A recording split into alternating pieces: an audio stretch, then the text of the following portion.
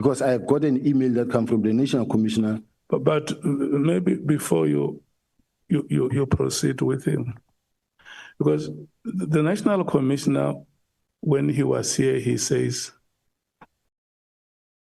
not once, but on several occasions, I told General Sibiya that he must stay out of this process, and I will handle it.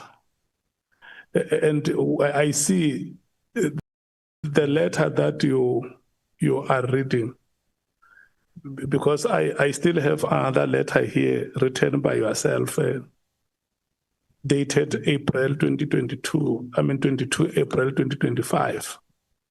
And this is the period that in his testimony, he has said to us that he have warned you in April that you must stay away from the PKTT. But then, yeah, maybe before you go back to Honorable Nhlanhla, if you can just take us through that to say, the letters that the reason why I'm asking you who signed the letter, and you say it's you, and I have this other one as well of 22, it has the same topic of, the same subject of deactivation and disbandment of the PKTT, and it's signed by yourself. How do you continue to sign these letters when the National Commissioner says, I have spoken to General Sibiya and instructed him to get out of the PKTT, because from the onset he was never involved? And I also listen to you when you speak here. When they appear before the portfolio committee, you say they, and my understanding is that when you say they, you are not there yourself. When I say they, Chair, remember at this point in time, we've got General Kumar and General Masemola, who were presenting. I was part of the whole presentation, because as far as I'm concerned, we are all part of one team. You were there in that meeting? I was in that meeting. Yeah, but when you say if you don't say we, you say they. Because I'm sitting with both General Masemola and Kumar accusing me of disbanding, but they were the one doing present. In the meeting of the portfolio committee. I was there, and then the presentation we owe. Okay, no, it's fine. Let's leave it there. The chair of the portfolio committee is here for sure. These are matters that he will take interest when you. Can you just go back to your communication, your correspondences, and clarify within the context of what Honorable Nhlanhla is asking, to say it appears like there are two parallel processes here, because the commissioner says, I talked General Sibiya out of this process, and even reprimanded him. It's what he told us, and for sure this may be some of the reasons leading to your suspension, because it's what he said, that I talked him out of this process. But then it appears like you sign letters, you communicate.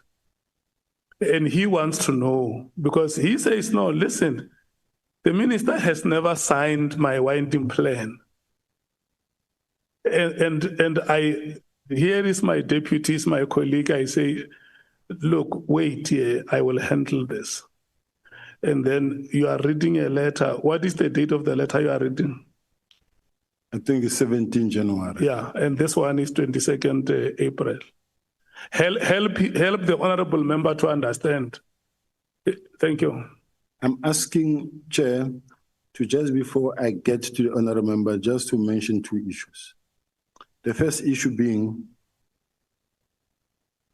starting from January, when this matter arose, working with the National Commissioner, working smoothly with the National Commissioner, on the 4th of April, the National Commissioner assessing me and in all respects saying competent in everything, then his only concern that he wrote,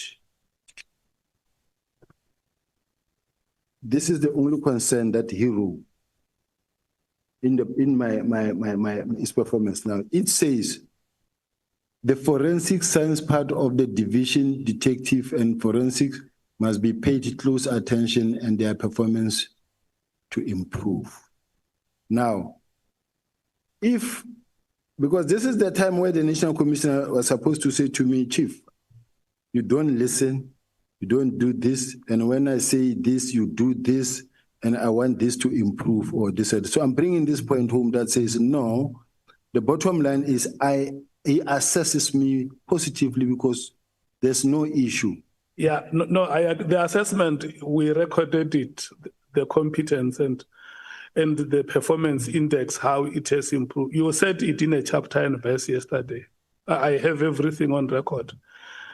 Go to Honorable Nhlanhla and help him to understand the context. Honorable Nhlanhla, please take me back to my trailing thought. Yeah, because you went all over and spoke about assessments and dockets. We have not arrived there. We're going there. I have to survive. We passed the issue of the two plans, Chair. It is the evidence of the general that, no, they are not two according to his knowledge. It's fine. Let's take it from there. Let's just record it as he says it. So the letter that he reads speaks about informing stakeholders internally and externally. Because, Chair, when a possibility arises for NPA, DPCI, and crime intelligence to come to this committee, we'll ask them if they know about any plan or any process to disband the political killing system. So I'm asking again to you, General, have you been able to inform those stakeholders of the directive and the plan thereof in respect of the dissolution of the political killing system? I'm asking you as a person who says you received a directive from the Office of the National Commissioner to manage this process. We are doing this, General, so that they don't come here and say, no, we don't know anything about that. So it must be on record that you have informed them that the political killing system has reached its sell-by date. Chair, that was not my responsibility to do that, to inform the stakeholders. The stakeholders had to be informed by the project manager of the political killing system. The instruction came that says, communicate this to the relevant team. I did that. Theirs was to start the process and to start running with the baton. Not me running letters all over, writing letters to every stakeholder, to that one and that one, going to see that one, going to meet that one. It was the responsibility of the task team, project leader, to do it. General, you speak like someone who's operating in a peripheral environment. You are given a responsibility to head an institution as big as SAPS. Beyond that, you are given a responsibility to oversee and preside over a process of dissolving the political systems, didn't you? Was that responsibility not given to you? That's correct.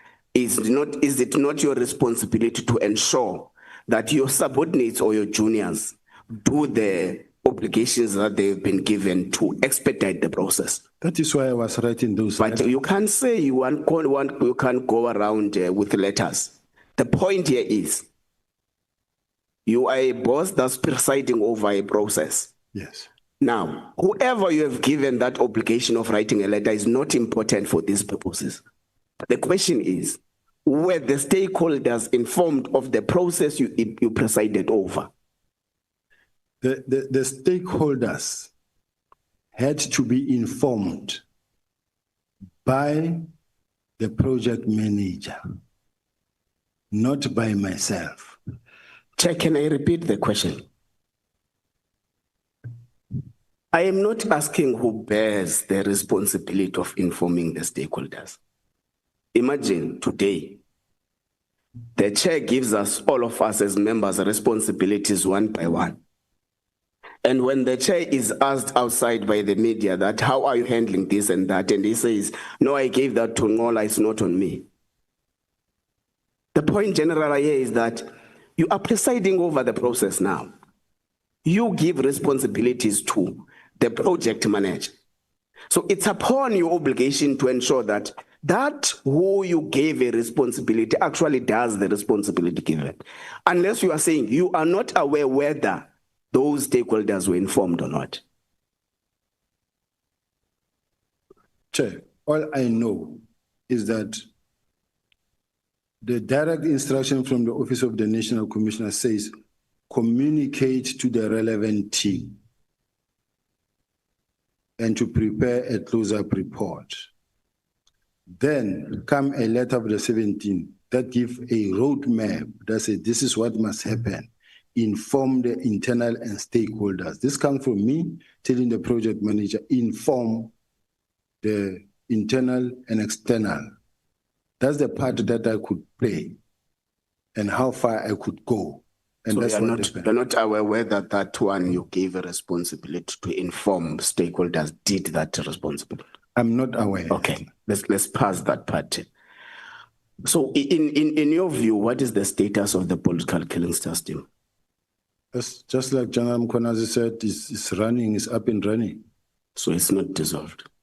It never was. Okay. The plan was signed? The plan was signed. But why was it not dissolved then? Because Nhlanhla Mkhwanazi says he was not informed, therefore the team is running. So, according to Nhlanhla Mkhwanazi, is acting against the instructions of the top brass of the service. Which happened. Okay. Let's go to dockets. You say you are the custodian of all the dockets in South Africa. Correct. But you say there are dockets that you can be unable to account for. How does that happen? Not that I can be unhappy to account for, that falls under me, but I'm not accounting. I'm expected to account for them, but they are not in my possession. Okay. Where do you derive these powers of custodianship of dockets? Can we go to the same letter that gives the powers that was approved by the National Commissioner? That says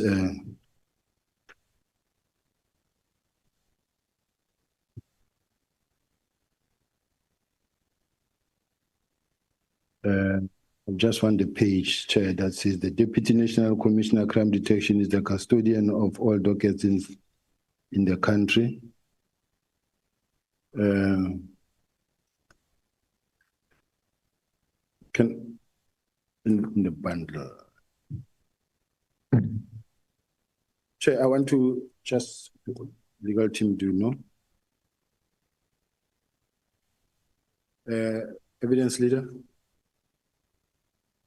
Yes, the witness is. I want to be able to get to that page that assists me, where it says the Deputy National Commissioner is the one that was even approved by the National Commissioner, because I account for the performance of the detectives even before the Auditor General. And as a result, when you talk about the docket, when you register a case docket, it is for investigation. Once it is for investigation, it falls within my space. Now the docket leading to up until prosecution is my docket as the detective. The uniform in the police station will open a case docket, and then the next person who comes to sign for the docket is a detective. Now the detective is their docket. Yes, it belongs to a station for that station, because when you ask, for an example, you say, You open a case in Wheatbank, it will be Wheatbank case so-and-so, Midrand case so-and-so, Devon Central case so-and-so. But the dockets belong to those stations, but I am responsible for all the dockets because I account to the Auditor General for all the dockets. I'm saying this now in the absence of the documents I have here. I will come across it now. But all the investigations or investigative processes belong under crime detection, which I'm responsible for. Now, which means that is why I was saying to the National Commissioner, I have dockets that are in uniform, that are at ORS, and the National Commissioner said, no, those detectives must fall under you. I have dockets that are at ID or Hawks. Those dockets, I must account for those dockets. So I'm the custodian of all the dockets. Okay. I was asking. Sorry, Chair. I was just trying to. Let's allow the member to conclude. You will come later. Not on the topic. I was asking, where is the power derived from? Is it derived from the employment contract? Is it derived from the policy? Is it derived from legislation? Where is this power of custodianship of all dockets? Is from the employment contract and from the legislative framework of the detectives. Okay. Where are the 21 dockets, 121 dockets? Where are they? Now, yes. They are. I'm asking from the custodian now. They are I take it that they will be with the political killing task team project manager. Why were they taken? They were taken, brought by them to be taken to where they needed to be taken to, which is the specialized unit, murder and robbery unit, which is mandated to investigate political killing task team. Those political, that what they are investigating as a task team, in fact, belongs to murder and robbery unit. They are just a separate structure that is running outside the structure. Okay, General, you have just confirmed with us now that the political killings task team is up and running. If that's the case, why were 121 dockets taken from the political killings task team that is up and running? Chair, a decision was taken to disband immediately. And the political killing task team project manager did say that this political killing task team have achieved the purpose for which it was intended for, to stabilize and to fight the killings of the politicians and your traditional leaders and others. Now, when you look at the map, I wish we could display the map. If it's doable, Chair, that what was presented in the to be able to see how they've stabilized. I don't know, Chair, evidence leader, that is it possible to put that document that shows how they have stabilized, all of them green, and then that in fact it shows 1-1, and they said only eThekwini district is the one that is problematic, but the rest, there are no political killing task team anymore.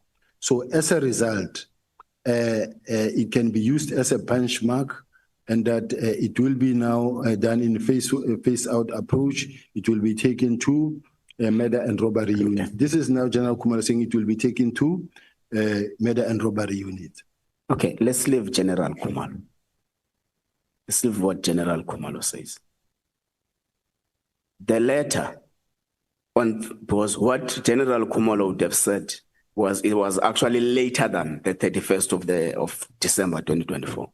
The letter says, the service of the political killings task team is no longer required because it's no longer adding any value. And you have attested here in front of us that, in your view, the political killings test team has actually been able to down spiral the rate at which political killings happened in South Africa. Now, let's pass this stage, in general. Let's go to the letter. I think, Chair, I'm going to this letter. It's on page 20 of the index Coban, page 20. I wasn't happy with how the general responded yesterday, and I thought it's fine. Let me not stress. Let me come back to it today. Here, there is an issue about confiscation of Vusumzi Nhlanhla phone and a cracking of WhatsApp conversations of Vusumzi Nhlanhla. It is established there that there is a constant communication between Mr. Nhlanhla and Mr. Mkhwanazi. It's not between you and them. 2, in this communication, Mr. Mkhwanazi, the one you had breakfast with, alleges that he has, the message reads like this: I have arranged a meeting for Sibiya and the minister. They must have a solution.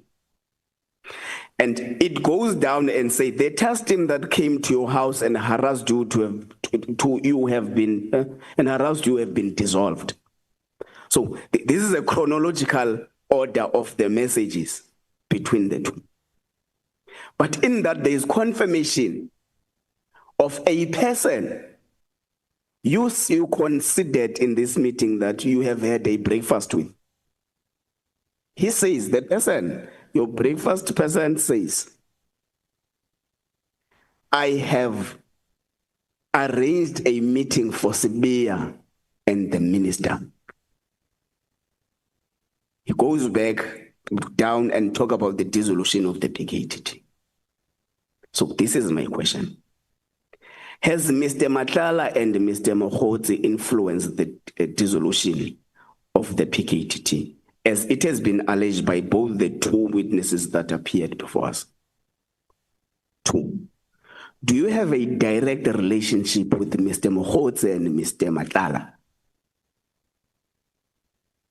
3, was there a meeting arranged between yourself, the minister, Mr. Mkhwanazi, Mr. Nhlanhla, on the dissolution of the PKTT?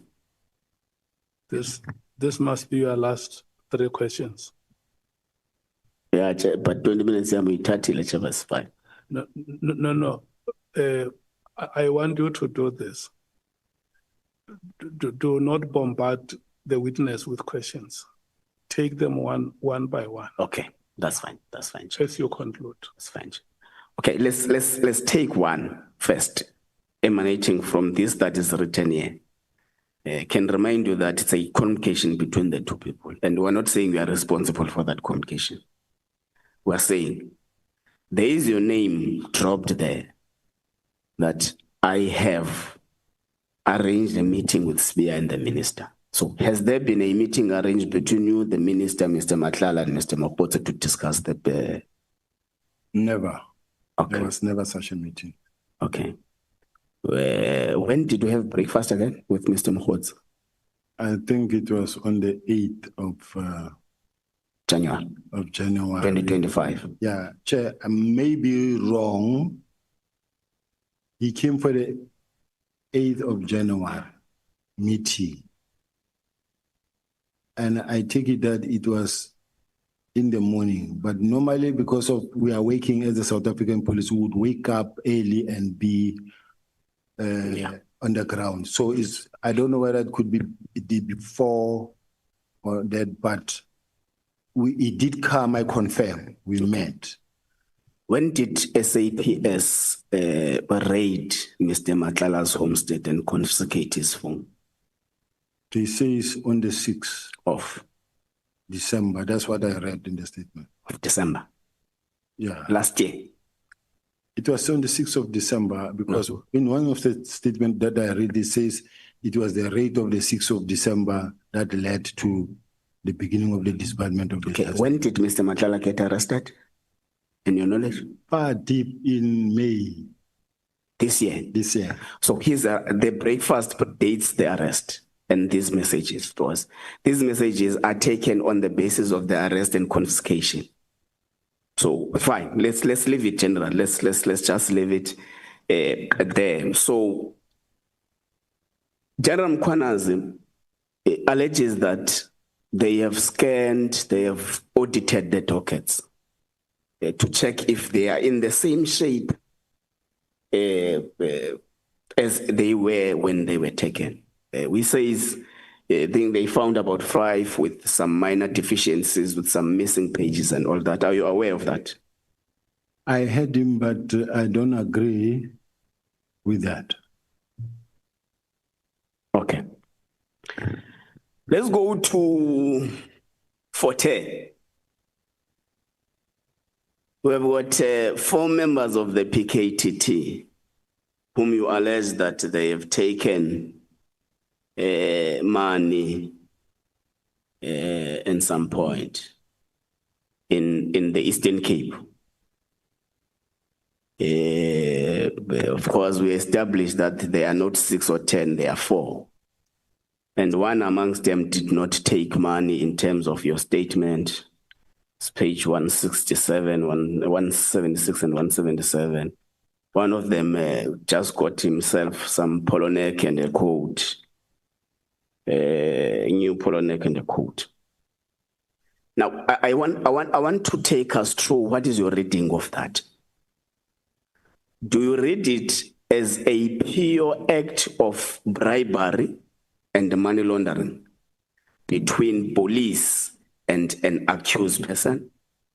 Or do you read it as a covert operation of the police to lay in a suspected individual so that they can be able to arrest him? It's not how a covert operation works. And it's not even how an undercover operation works to law. It's not how it works completely. It's pure act of criminality. Okay. General Mkhwanazi made assertions here saying sometimes covert operations, Chair. On a point of, not a point of order, just the sound. Please, General, if you could direct General to speak into the mic. Thanks. Okay. On a point of sound. Thank you. Clarity. Now, General Mkhwanazi came and under oath made statements here that sometimes a covert operation would be them buying a Lamborghini just to infiltrate a Lamborghini club that is suspecting to be involved in criminal activities. Is that correct? It's wrong. It's wrong, completely wrong. It's not an investigator, it's wrong. Okay. Now, Chair, let's take matters to the issue of, I think a lot of issues I've covered. I'm left with just the issue of when you wrote communications. I want you to know that you are asking the last question. Yes, it is the last question. Yeah. General Kumalo is due to come and testify. But following his testimony, what was cut down in the Judicial Commission, it seems to have a different story with what you are accusing, but it's fine, we'll take it when he comes here. But I want you to confirm before us what we have been communicating with him on the dissolution, because he's a project leader. Now, what has been his responses to the numerous communiques you have been sharing with him in respect of this matter? Thank you. Basically, he ignored my emails Because remember, the National Commissioner said, he told him to ignore me. And as a result, which means whatever that was happening going forward, it was happening because the National Commissioner said, this is how you will do it. Now, even when the dockets were brought over to head office or wherever, starting from when the National Commissioner said, ignore that one, whatever that happens now going forward is the National Commissioner's instruction. So coming off the docket, General Khumalo would never have brought the dockets to head office or wherever, because he already got instruction from the National Commissioner himself that says, ignore that one. So anything and everything that flows therefrom, National Commission. Thank you, General. Thank you very much, Chair. Thank you so much, Honorable Sokanyile. Thank you so much, Honorable Nhlanhla. Honorable Skosana and Honorable Shongwe. The two of you, when you are done, we are going to break. So in case honorable members may want to see themselves in and out, you can just do that discreetly. Thank you so much. Honorable Skosana and Honorable Shongwe, I'm handing over to you. Sorry, Chair. No, before, Senior Counsel wanted to say something. Thank you, Honorable Chair. No, it was at the time when I think he was looking for some assistance on the dockets, and I was going to just point out perhaps which annexes he might want to refer to, but it seems we've passed that now. Thank you. Chair, thank you. Just a quick one before Honorable starts. Are we sharing the time, or you're going to cap us in terms of 10 minutes of an alt, or taking is 20, or is it one time? Your time is 40 minutes. Okay. It's 30 minutes for the full member, and okay. Can you please advise us when you must not even ask about your time, because it's the discretion of the chair. I won't fight you today, but kindly when it's 30, please tell us so that I won't be told it's here. I have said that when you see the microphone upright, you must know that your time has petered out. Thank you, Chair. General Sibiya. Chair, I want to ask a question in relation to the Honorable Member Skosana, that because he's a complainant in my case, and this is the person I'm going to sit with at some point, stand against in court, because he's a complainant. And him using this platform now to solicit answers from me that I'm going to have to defend before court, to me, it's a very serious concern.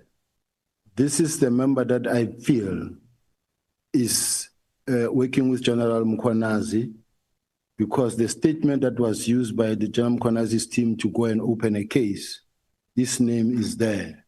Now I must stand before the same member to cross-examine or to ask me questions. Now I'm raising a concern. Yeah. If I can be protected. I'm going to protect you in this way. You are raising a legitimate concern, and then we may not even be seen trampling on your rights. What I will advise you to do, because I explained to you yesterday that sitting here as the committee, we do not have any power to decide on how we are composed. So to protect your rights, I will advise you to decide if you want to respond to the question or not.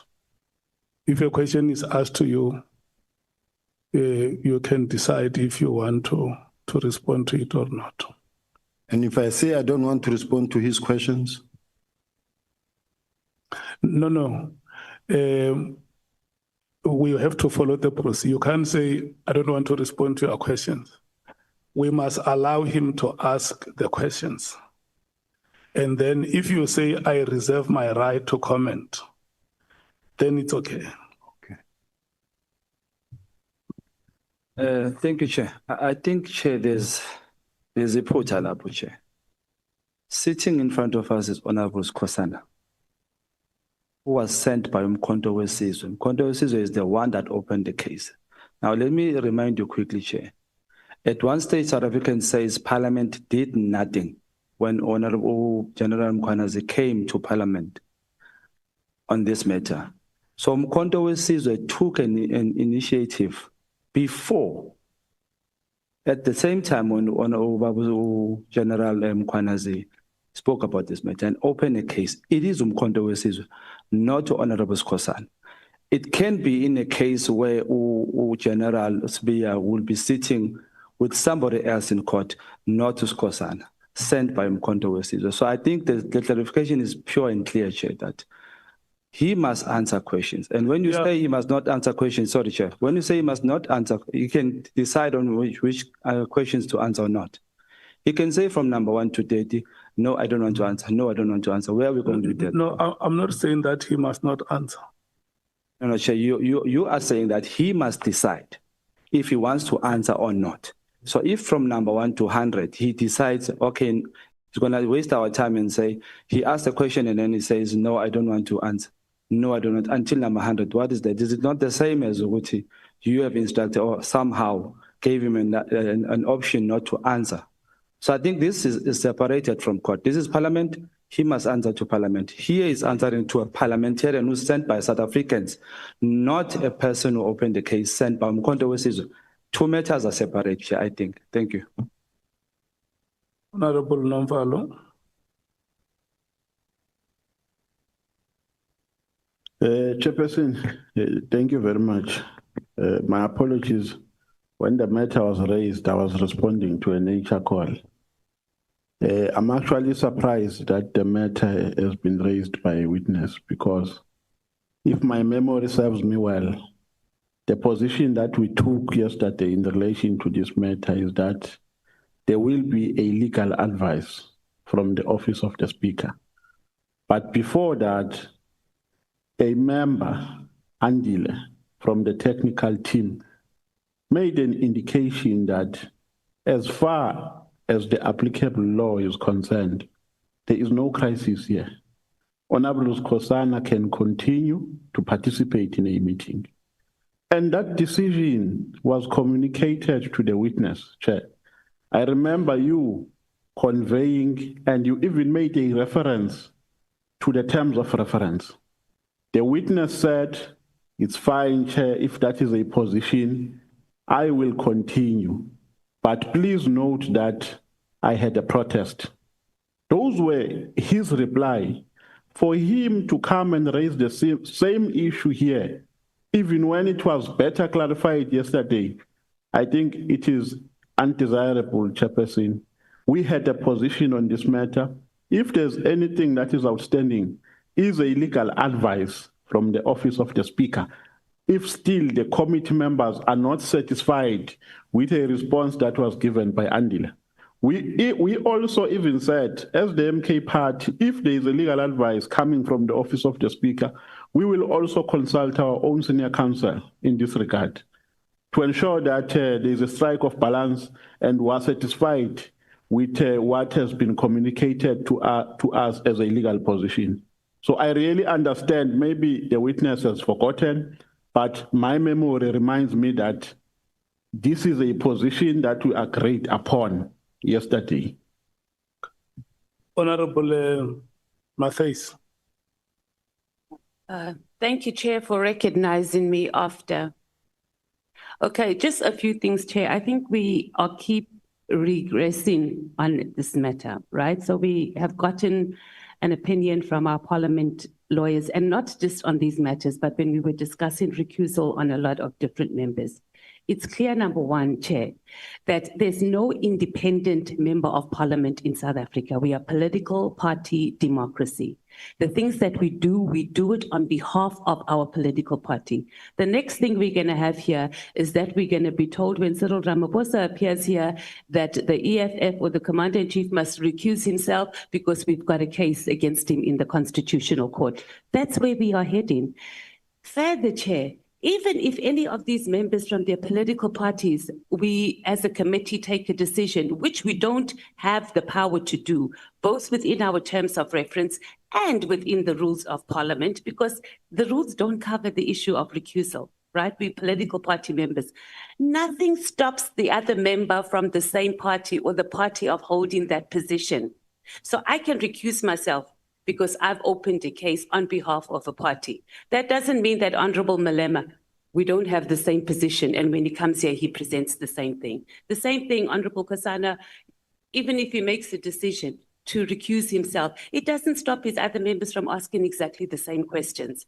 So I think we are really wasting our time, and we just need to move. I don't even think we need to have a legal opinion about this. It's very, very clear. There's nothing in both our rules of parliament and both in this ad hoc committee that says that members or gives us as a committee or even as parliament for any members to recuse themselves unless they've gone through some ethics process or powers and privileges process. And none of us have done that. Thank you. Is there any other honorable member who wants to speak on this matter? Okay. Look, the witness yesterday raised a matter on the participation of Honorable Skosana in the proceedings. And members are right, we explained to General Sibiya that in terms of the rules that we have, we are unable to eject any member from this committee. What we can do is just to bring that matter to the attention of the Speaker of Parliament. That is what the rules empower us. So the matter which General Sibiya raises is different from participation in the committee. He is saying in the records that you have in the courts and the police, the complainant is Honorable Skosana. And so do you allow him to ask me questions? And I respond. And where I'm sitting as the chairperson, I can't prescribe how the questions must be answered. I can't force the witness to say, you are going to answer in this way. And that is why I say, if Honorable Skosana is going to ask questions, let's allow him to ask the questions that he has and hear what the responses of the witness are. If the witness says, no comment, that is a response. It's a response. Because we must not run these proceedings in such a way that we become unfair to a member of parliament, or we also become unfair to the witness. And if you remember, I have been emphasizing this point that the Constitution of the Republic of South Africa is written in the name of the citizens of this country. That's how it is written. It's in the name of the citizens. So when General Sibiya appears before us as a committee of parliament, he does not forfeit his status as a citizen of this country. And the honorable member as well is a citizen. I think what the honorable members from the MKP, if they feel that there may be a problem. They may decide to ask the same questions through another honorable member. But I mean, you are going to put the chair in a very difficult position if every time a question has been asked, especially that when we started the proceedings, General Sibiya put it on record here and said, you must know that I'm getting into these proceedings under protest. It's not something that he's raising now. So can I get indication from you, honorable members from the MKP, if you want to proceed, Honorable Skosana, to ask or you pass your questions to? Thank you, Chair. It will depend on the response from the witness. If the question which I have, as you said, if you say no comment, I'm going to leave those questions. There's a lot of questions besides that, but I just want to say here, Chair, before you allocate me the minutes, I don't want us to mislead the nation and the members, honorable members, that I am talking to General Mkhwanazi. That statement alone is misleading. I sit in the South African Police Service Portfolio Committee here. I mean, dealing with South African Police Service. I sit in the Police Portfolio Committee. I deal with everyone across the board, from the minister to the top management of South African Police Service, and to the ordinary member, a complainant on the ground. Yeah. So it can't be right to say, maybe I'm a friend, maybe no, I'm not a friend. You are raising I'm at work. You are raising a valid point, Honorable Skosana, and let's get Honorable Sibiya to withdraw that part that says you opened a case because you are talking to General Mkhwanazi.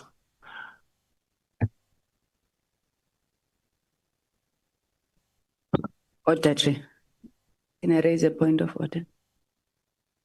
Chair, I don't think it would be correct for you to direct a witness how to answer or what he must do. He's made the point, and I think you rather want to ask him if he wants to withdraw it. Because now it looks like you are saying to General Sibiya, withdraw that. So maybe you want to ask whether he thinks he wants to withdraw it. Thank you, Chair. Okay. General Sibiya, when you made a statement how you feel about Honorable Skosana asking you questions, you made an additional statement apart from the protest that you registered with us. You made an additional statement that goes to say he opened the case because he talks to General Mkhwanazi. Do you stand by that statement? I think it's what the honorable member is asking me to check with you. Yeah, I stand by the statement for simple reasons. The fact that the honorable member went and opened a case, and then the next thing, the details of the case and the statement and everything is what the investigating officer of the case is using in applying for a search warrant. As far as I'm concerned, there has been communication. And I'm not doing it to disrespect the House. If ever, in one or another, it gets to a point where I'm regarded of being out of order, I really apologize and I would withdraw if that is the case. But if I'm not wrong, may I be allowed to still stand to that statement? Because remember, Chair, that there have been marches against me as well from the MK party. And it's the same MK party that opens a case against me. And the MK party, it was in support of General Mkhwanazi. The march was saying in support of General Mkhwanazi. And then now, again, the MK party opened a case against me. And now I'm standing before an honorable member and who's now must ask questions from me, and these are the questions of which the honorable member statement or what he was mentioned in the papers that conducted the search and seizure at my house. So to me, Chair, is deeply involved in this whole thing that is going on, unfair thing that is going on against me. So I feel that here I'm standing in front of. I think the part that Honorable Sangoni wanted to hear is not the motivation for why you think it will be unfair for him to ask you questions. Is whether you stand by the part that says he talks to General Mkhwanazi. I stand by that, Chair. Okay. Do you want to continue, Honorable Skosana?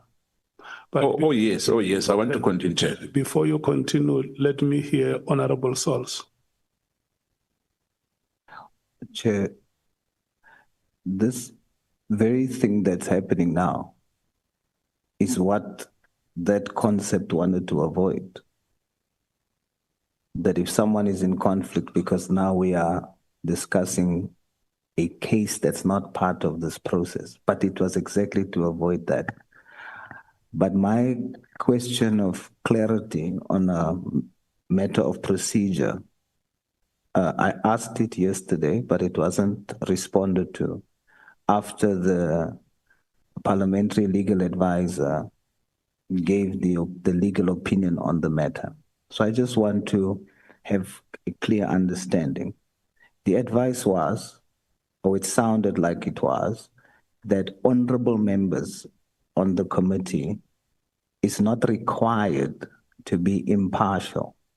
So just for procedure, not specifically for this matter, but in general, are we not required to be impartial? Thank you. Okay. Look, we must move forward. Don't ask the chair the questions that he does not have answers.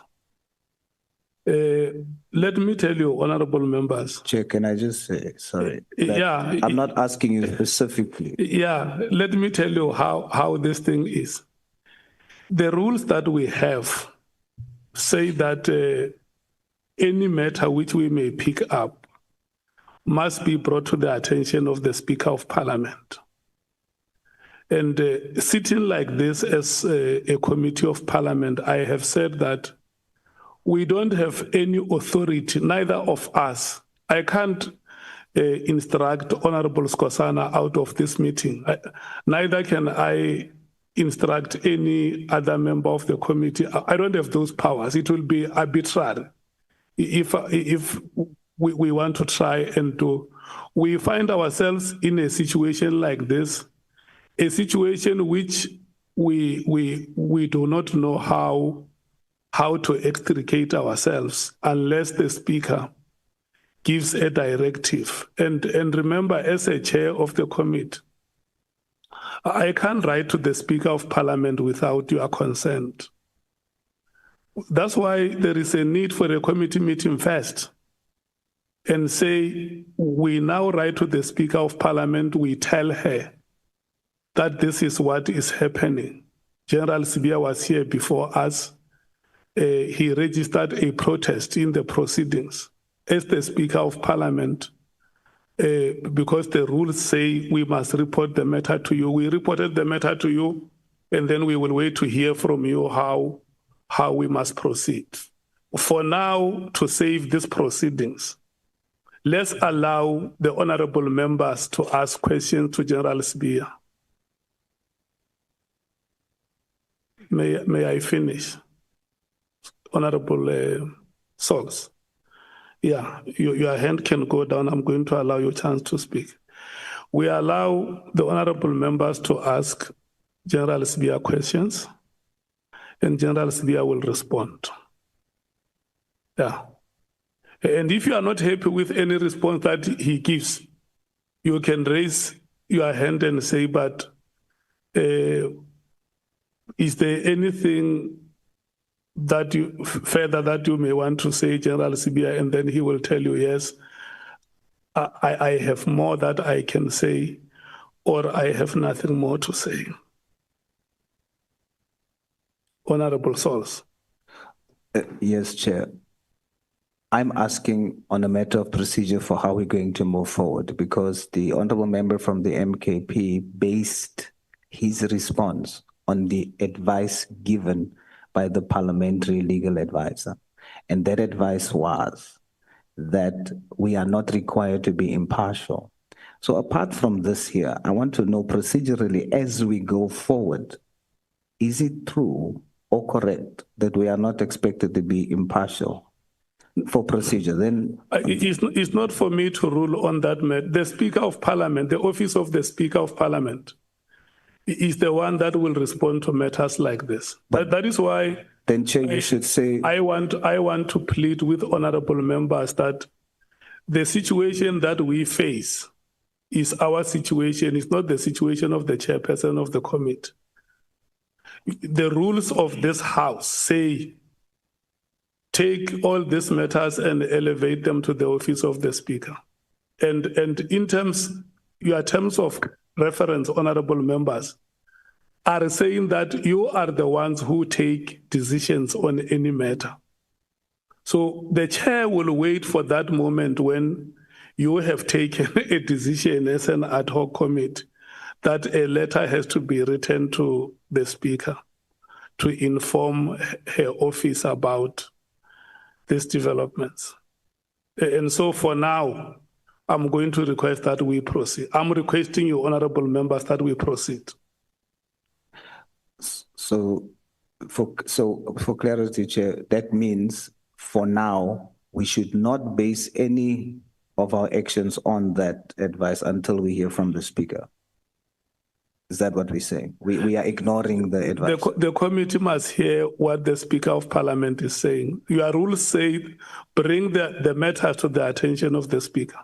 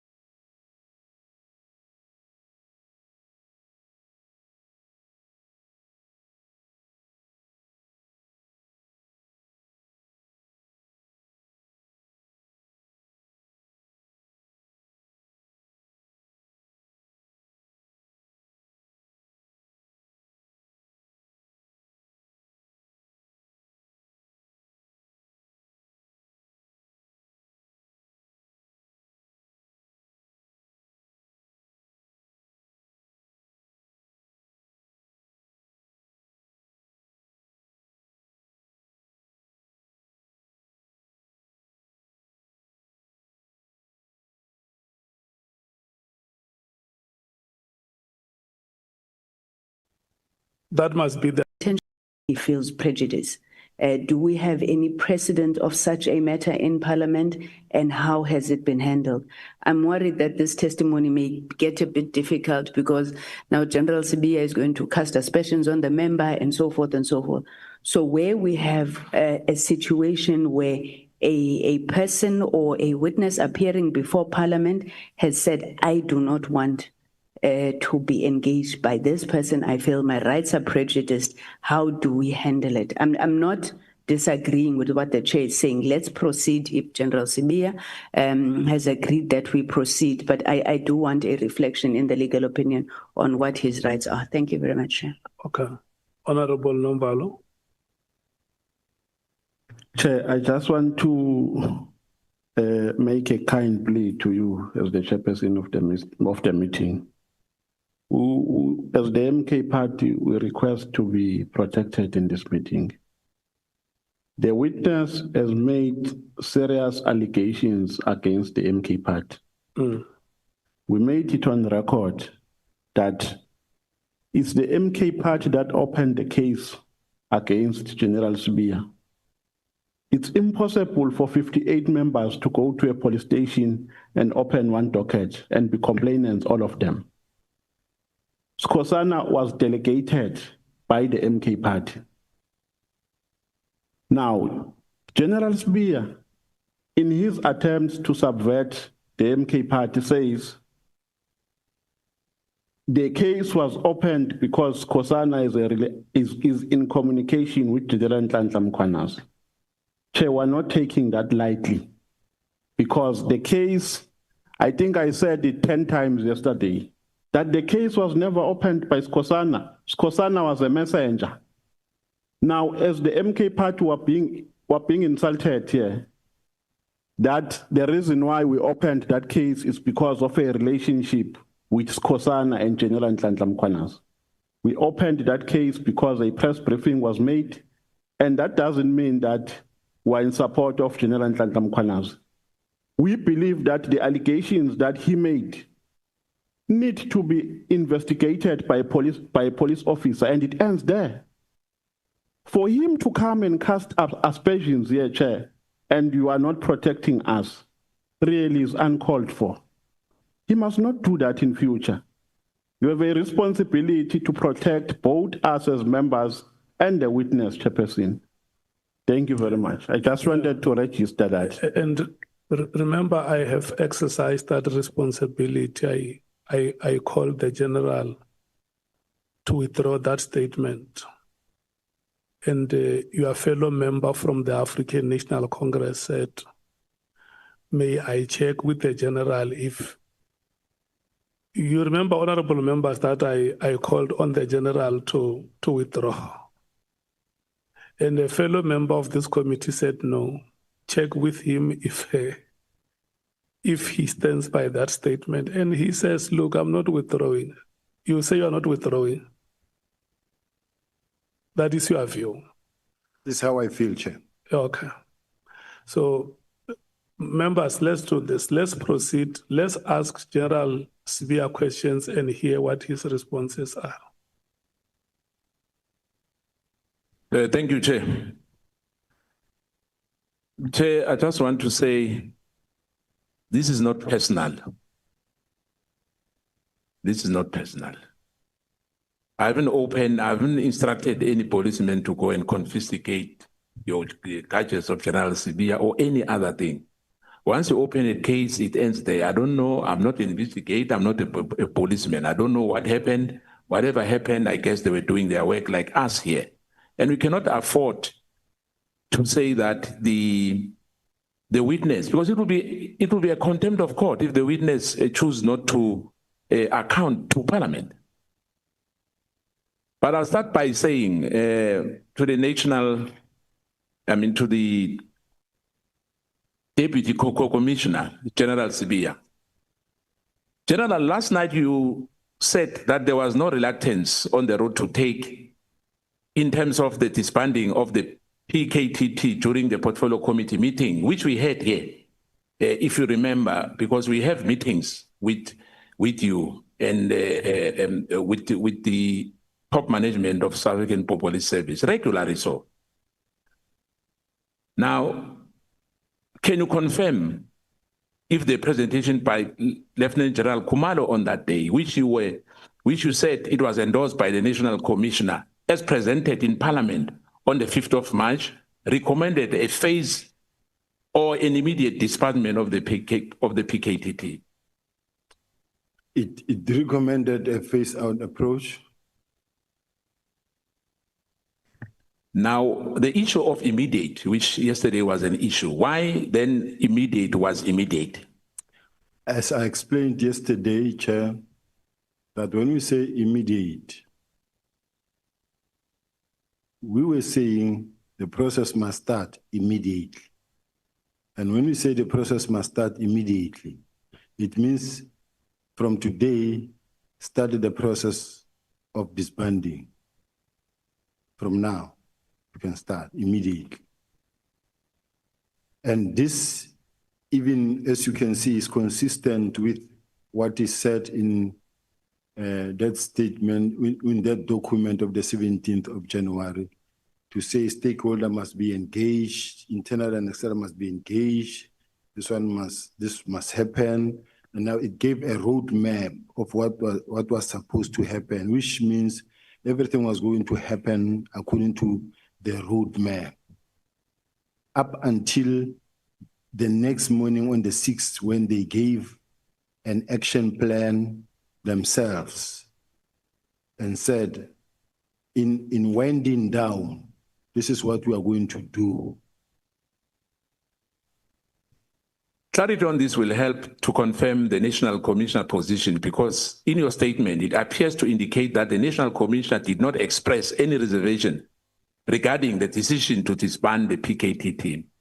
It suggests that he took part in several meetings related to the process, and at no point did he or he voiced any objection or concern about how the disbandment would be handled.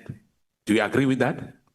Don't, because honorable members, you will remember that even at the Nhlanhla Commission, the National Commissioner admitted that no, he did not object. And they asked him whether, can you carry out any unlawful instructions? He said it was career limiting.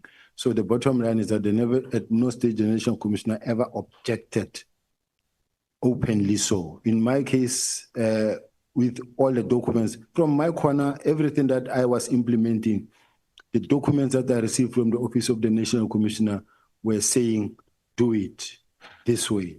And then whatever that he says come from him, it's not in writing in any way, to me, directed to me at least.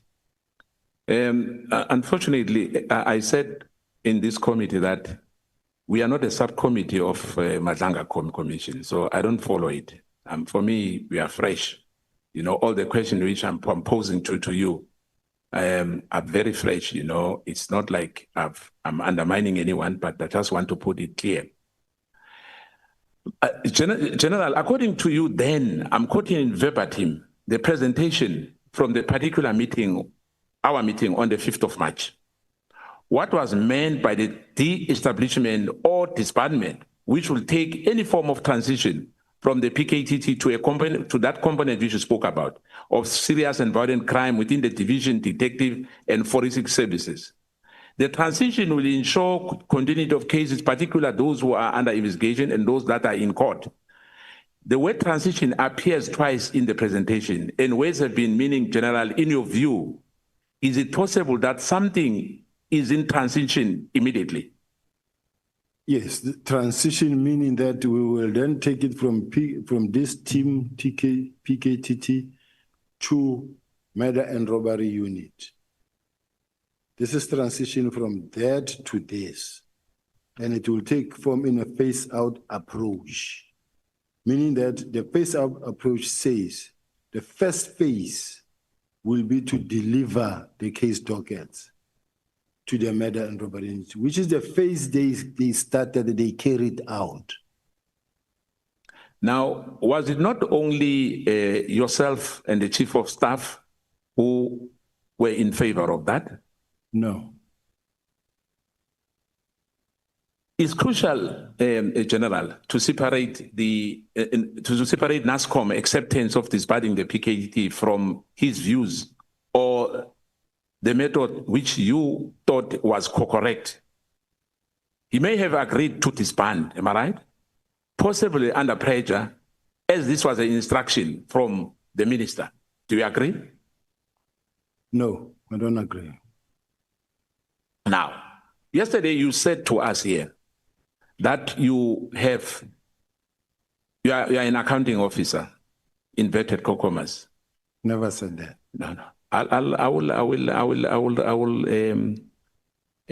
remind you, Chair General. One, you said that General Mkhwanazi undermined you as his senior, am I right? Yes. Are you aware that as you said yourself, let me just give you that.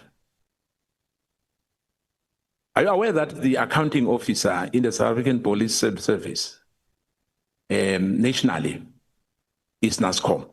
Do you agree? Yes.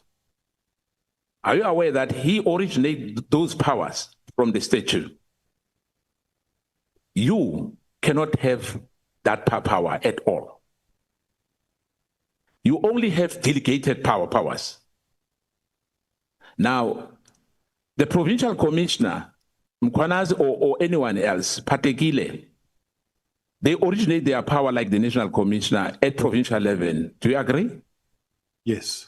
So why are you saying Mkhwanazi undermines you? Like I'm saying, Honorable Chair, I think yesterday I did read out my delegation and then my functions, duties and functions as the Deputy National Commissioner and the legal framework that actually suggests what are my responsibilities. The National Commissioner, even in his own words, said there's no gap, there's no any other member between me and him. It's him, ourselves as the Deputy National Commissioners, then the divisional commissioners and provincial commissioners under us. So in other words, I'm a Deputy National Commissioner, I'm accountable to the National Commissioner, but the provincial commissioners and any other, they are below the Deputy National Commissioners. Let me repeat again. So are you saying it's correct for you to say you can come to Mpumalanga? You are senior when you come to Mpumalanga to the provincial co-commissioner? I am. In terms of powers, hence I'm asking you as a deputy commissioner, that the provincial commissioner, his powers comes from the state. He's an accounting officer at provincial level. Do you agree on that? I do. Now, when you come to the province, are you usurping, are you usurping his powers when you come to the province? Not at all. Yeah, hence I'm asking you, why are you saying Mkhwanazi undermines you? He undermines me, because, I mean, we are both well-trained members from the college, from being a constable. You get trained as to the rank level structures. And you know which one is junior, which one is more senior to the other. And that is the case, that will never change. We'll come back to that because fortunately I worked before the General. If the PKTT was effective in stabilizing political killings, then why it was necessary to disband it immediately without consulting Masemula and Mkhwanazi?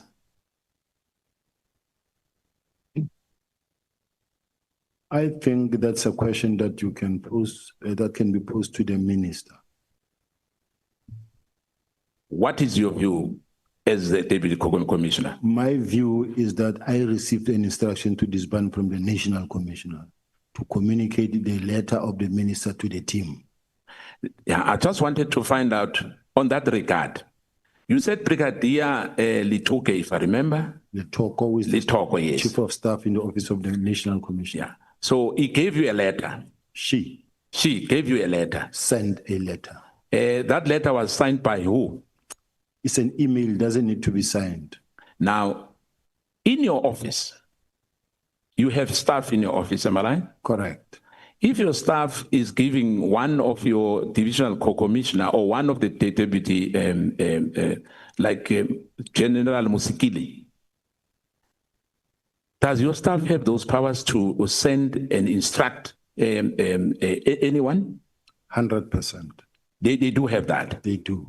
Now you just said to yourself that there's hierarchy. By nature, police is paralegal, am I right? Correct. Now, can a brigadier instruct a general, major general or a lieutenant general? From that office, a letter and communication that come from the higher office is an instruction of that higher office. Now, if the NASCOM says to you, I've never given that brigadier that instruction, what would be your response? Have you verified that letter that it was coming direct from the commissioner?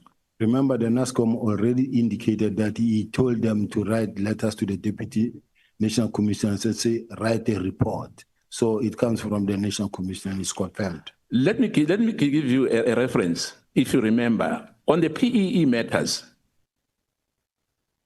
there's an issue which is in court because some directives were given verbally.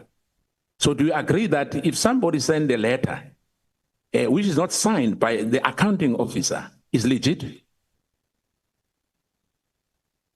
I don't know the facts in that PPE matter, but what I have and what I know and the working system and the standard practice is that the National Commissioner, even myself, I'll come and tell the staff officer or the PA and say, I want you to write a letter to General Khumalo. The National Commissioner want to have feedback in relation to 1, 2, 3, 4, 5. Please send that letter. They are well trained and they know what to write. And they will write the letter and they will send it to me or they'll bring it and say, are you happy with this? Then after I said yes, they will send. So in this case, even all the correspondences, you can check all the correspondence that come from General Brigadier Letoko and General Sebola. They represent the National Commissioner, and this is the standard practice in the police.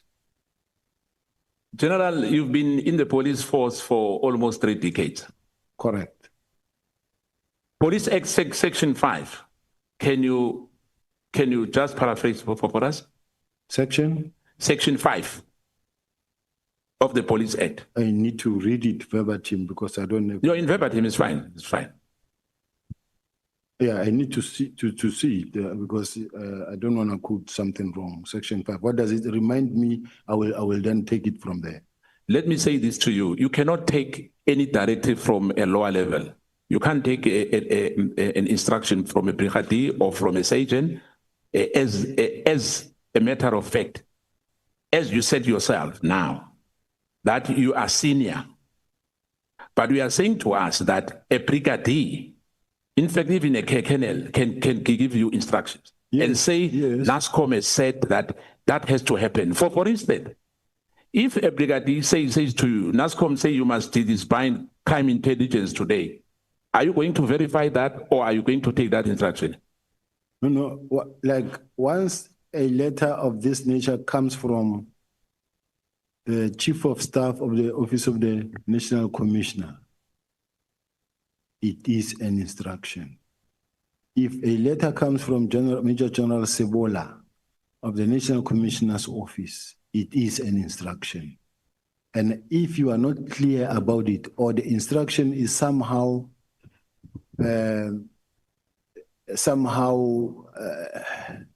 illegal or contradictory or concerning, it is my duty now to go and verify with the National Commissioner because, or I will tell the National Commissioner that NASCOM, I received this document, but do you know the consequences of this, or are you sure this is what you want us to really communicate? Because I know of 1, 2, 3, 4, and this may result into 1, 2, 3, 4. You will say, oh, I think maybe let's put it this way. It's when you think there is a situation. So according to you, you don't have to sign a letter, even if it's a matter of natural importance, as long as it comes from that office. Without verification, you can carry those orders. You can. If it's lawful, you can. Thank you. Now, once you were with the municipality, the competency of the vetting, where does that fall to? It falls with the SSA. Why when you were the head, you said that this, you were cleared by the municipality security head, the vetting? Just in the city of Johannesburg. Honorable Member, you asked me a question and said the security competency, where does it fall? And I said SSA. Yes. And you're asking a question that I think is unrelated a little bit to that what you just asked. I want to understand that question. You know why I'm asking? When you were at the city of Johannesburg, who vetted you? SSA. SSA. So the municipality did not vet you. The municipality don't have a vetting system in place. I introduced a system whereby all the senior managers of the city must be vetted. By who? SSA. Thank you. Now, let's come to this, General. Intelligence-driven operations and serious targets are kept safe and no need to write the diaries every day, am I right? There's nothing like that. Tell us, how does it work? When you work and you open a docket, it's your job to update your SAP 5, your everything that you do, you write in your pocketbook or in your diary and you update the docket. Intelligence inquiries dockets are registered to run. The main dockets can be updated only when new information emerges from inquiries or during arrest, am I right? Repeat that, sir. Dockets can be updated only when there's new information emerging from inquiries. No. No, it should not happen like that. No. Every day, every now and then, you in your docket, you will write a brought forward date. In other words, every 14 days, you must give feedback to the complainant, but no docket should lie around for more than 3 years. Every 14 days, a docket must receive attention, if you have many. Now, on the 121 or 118, whatever the number is, you distance yourself from dockets, am I right? Yes. You never gave any instruction for those dockets to come to your office or to the office of General Khumalo. I wrote a letter that says they must be taken to where they belong. Where do they belong? Murder and robbery unit. So it was wrong for those dockets to agree for those dockets to be removed from where they were supposed to be initially. No, it was not wrong. So they did the right thing by removing those dockets and bring them to the office where you said you don't have a safe, you don't have anything. Those dockets gather dust, and you are not part of it at all.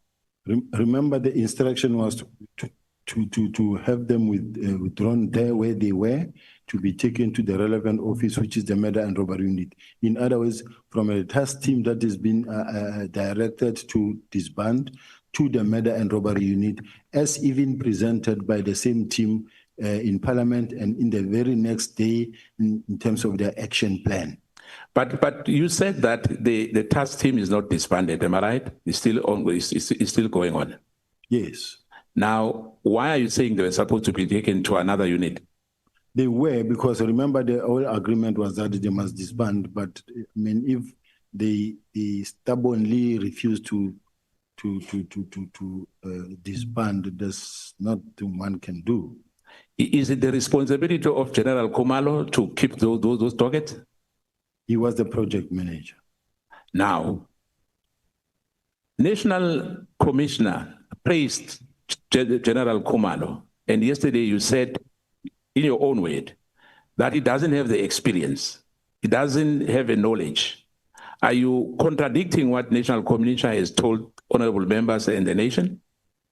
If General Khumalo can put an investigation of crime certificate in front of this committee, I will withdraw my words. But if he doesn't have one, he's not an investigator. Yeah, but my question is, are you contradicting the National Commissioner when he was praising General Khumalo? You are saying the National Commissioner is wrong.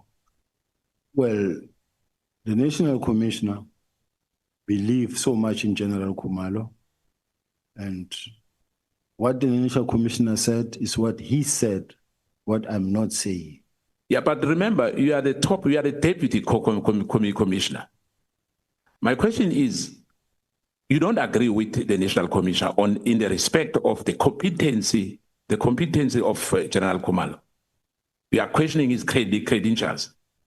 No, I say he does not have investigation. And I also said he has done a good job. I've never said he didn't do a good job. But the bottom line is, I'm saying he does not have investigation as training. General, yesterday you stated many issues here with us when the evidence leader was questioning you. Page 9, paragraph 28 of your core bundle, that when Masemula, as an accounting officer of South African Police Service, asked the Minister Mkhunu to provide reason for his decision to disband PKTT, on the 6th of March, he failed to provide reasons for his decision. In your opinion, do you think it is acceptable for a leader to take such a crucial decision in absence of any stated justification?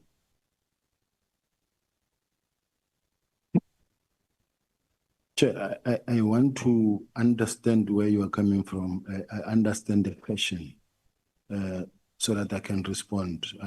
I heard what you say, but I'm trying to make sense out of how you're putting it, or to connect it. So please repeat the question for me. In page 9 of your bundle, yes, paragraph 28. Page 28.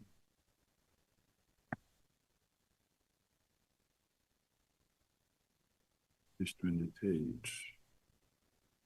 I'm at page 28, paragraph. No, page 9, page 20. I'm in paragraph 28. Page 9, paragraph 28.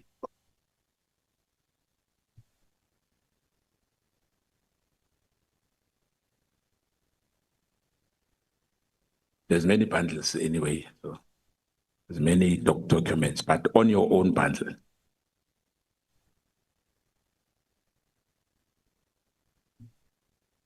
Paragraph 9, page 9 of my bundle. It doesn't have page 28. I'm not saying page 28. I'm saying paragraph 28. I don't have in page 9. It doesn't have, let me see. Let me go.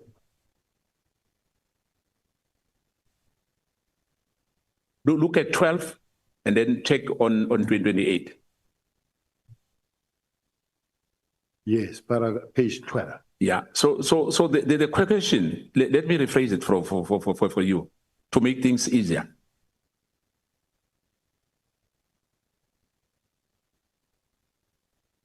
General, you stated on that paragraph 28, on your core bundle, when Masemula, as an accounting officer, asked Mkhunu to provide reason for his decision to disband PKTT. On the 6th of March, he failed to provide reasons for his decision. In your opinion, I'm just saying in your opinion, let me finish. In your opinion, do you think it is acceptable for a leader to take such a crucial decision in the absence of any justification? Chair, just a second, Chair. The honorable member is referring me to page 12. Yes. Paragraph 28. Yes. Can I read it? No, because when I look at it, it's not what the honorable member is talking about. Yeah, the evidence leader will help us on that. But why is doing that? We'll come back to that. Do you think that Minister Mkhunu justification that the task team was established because of an executive decision? Therefore, an executive decision is all that is needed to disband it as a matter of justification to disband the task team. I would like to leave that response to the National Commissioner, to the Minister. To the Minister. Does this not create a dangerous precedent, allowing the executive to informally or casually make a withdrawal decision in the absence of justification in your view? That question I would like to leave to the minister. Okay. During your teenager as the acting national commissioner, you stated in your witness statement that Ms. Vusimuzi Nhlanhla visited you to complain about a tender awarded to him. And you indicated that you will discuss the matter with the national commissioner upon his return.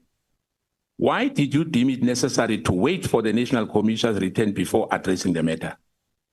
Because it was beyond me. This time it was beyond you. Yes. But remember, on that issue of disbandment, you said, as I said to you earlier, you took a letter from Brigadier Litoke, am I right? Litoko. You took that instruction, am I right? Correct. Without verification, am I right? Correct. Now, on this one, why you wanted the national commissioner to give you an approval? Because you were acting national commissioner.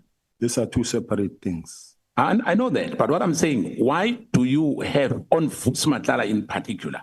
But on the matter of national interest, the matter of disbanding, you did not do that. These are two separate things, completely altogether. The National Commissioner's Office and the communication within the police, this is how it works. Vusimuzi Nhlanhla is not a police official, it's not the top structure of the police. She doesn't have a staff officer that I must listen to. Now, in other words, if you are a minister in the South African Police Service or any minister for any department, you have staff that reports to your office. And that staff, including your PA, is entitled or is empowered or is delegated to write letters on your behalf. And those letters are deemed to be coming from you. Now, I'm going to sit on that. You chose to act on a directive given by Brigadier Litoko without a consultation with the National Co-Commissioner by virtue of an email, which was an email we know. Do you think that was appropriate to do? I'm still asking again. I want you, because you're under oath, to say yes.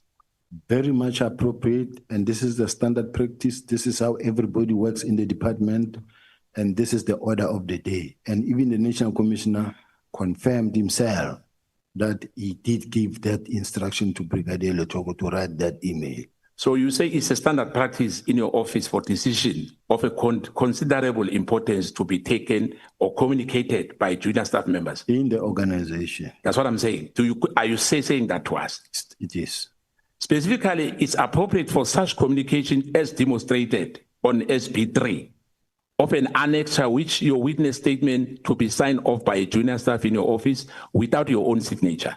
That's how you run the affairs in your office. Yes. Leadership failure or disconnecting incinerating officials, in my view. But I will paraphrase for you, General.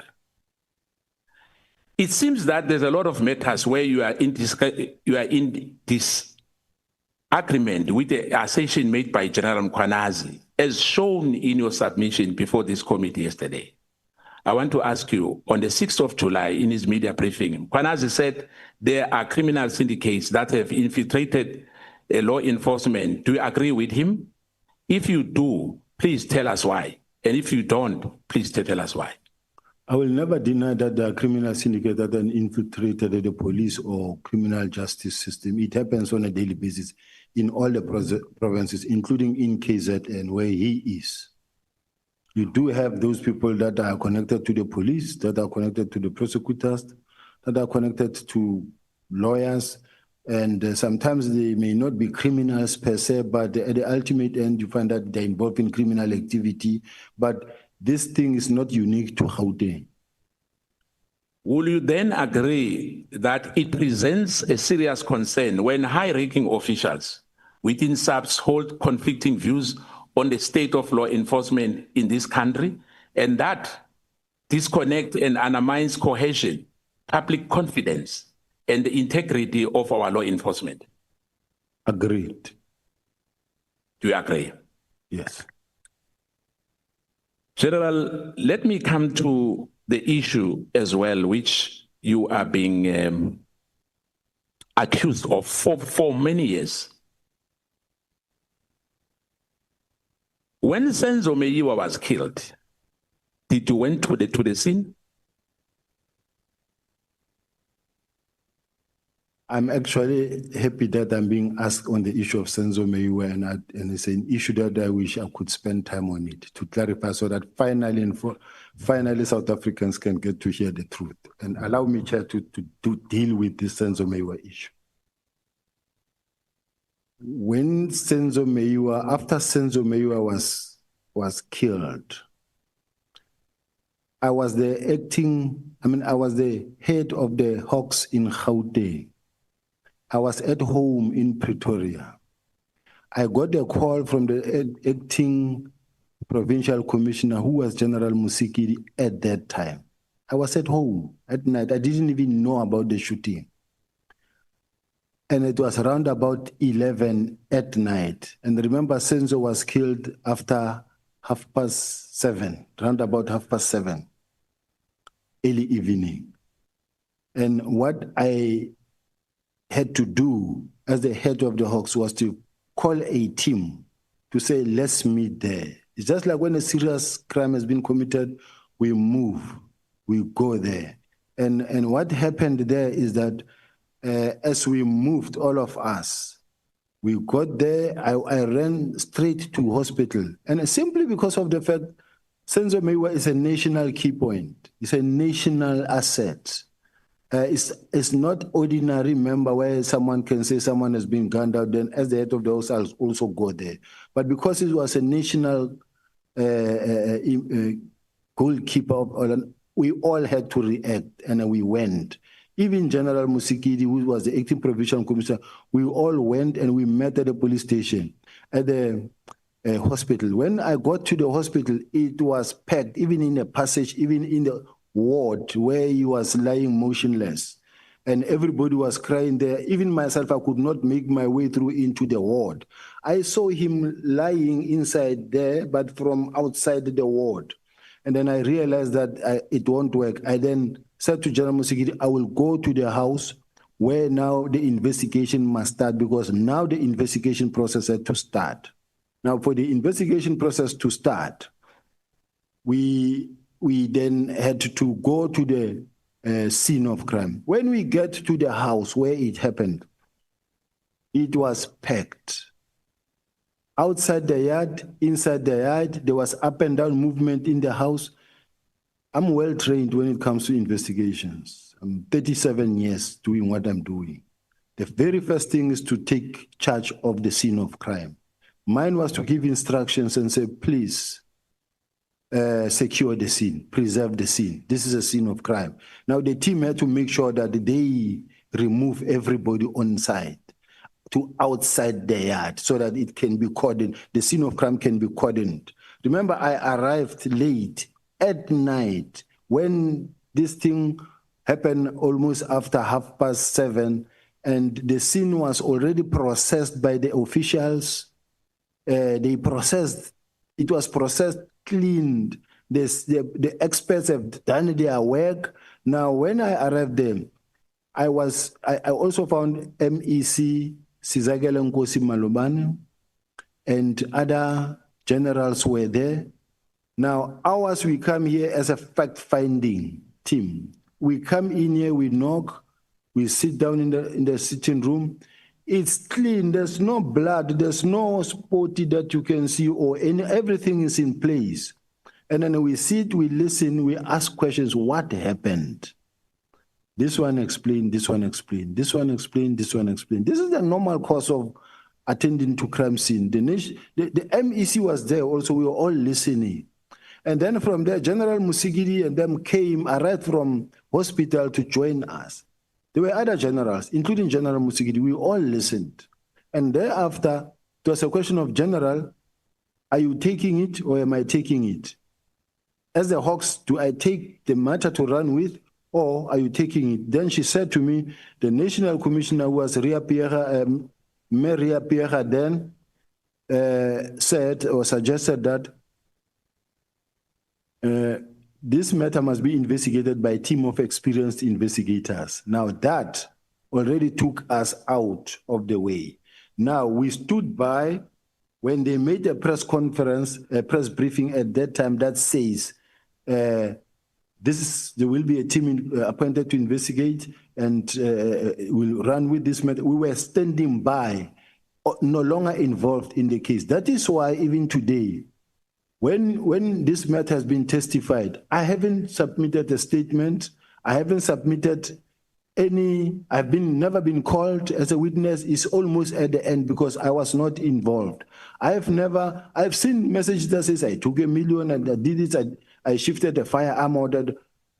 No. At what point would I have done that? So I just wanted to say to South Africans, I am not involved in the Senzo Meyiwa case. I've never done anything wrong. And there have been many teams, more than 10 different teams that were set to investigate this thing. I have done nothing that can actually cause the matter to be, not to be successful. Thank you, Chair. I'll just give one because there's a warning already there, a red light before my colleagues takes over. The last one from me. Unfortunately, other issues are still under investigation because you said you are like a specialist, an expert when it comes to investigation. Because I don't want to eat time for my colleague. Can you confirm yes or no on the matter that that scene was not contaminated by your presence? Not at all. It was never communicated by my presence. When I arrived, it was a done deal already. It was cleared. I mean, when you arrive and already it's trampled upon by many people, I was very late when we come there myself. So were you the first person who arrived at the scene? Not at all. I came after 12 there, when in fact this thing had happened after 7:30. So logically speaking, how can I be the first person to arrive past 12 when this thing happened at 12:30? Thank you, Chair. Honorable Shongwe. Ndaba, siyabingelela baba. Sawubona. Hey, makumele umuntu akhulume nawe ngathi udla intelezi, amehla vele angaboni indaba. Ngiyifunda. Izolo before ngichubeka nje bengifuna ukubuza enye i-clarity seeking question. So bengisaba ukuthi uChair uzodla isikhathi sami ubuya ngishaya uChair yabona.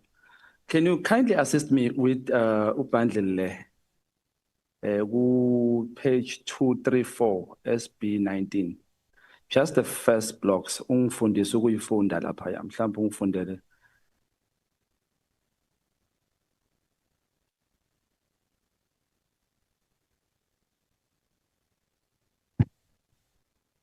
Ngibuza nje ngoba ngifuna ukufunda indlela ukuyifunda akwangishaya ngesikhathi ngisho timekeeper. Asambe Chair. Yeah. It is station heading, ne? Yeah. It is CAS, which is case. To double matter, yes. It description there. It is alleged that the ANC member had a meeting at Ghost Town while driving near Green Water Tank. He was shot 2 times on the head and the neck and succumbed injuries on the scene. Bese ETIO, is that the investigating officer?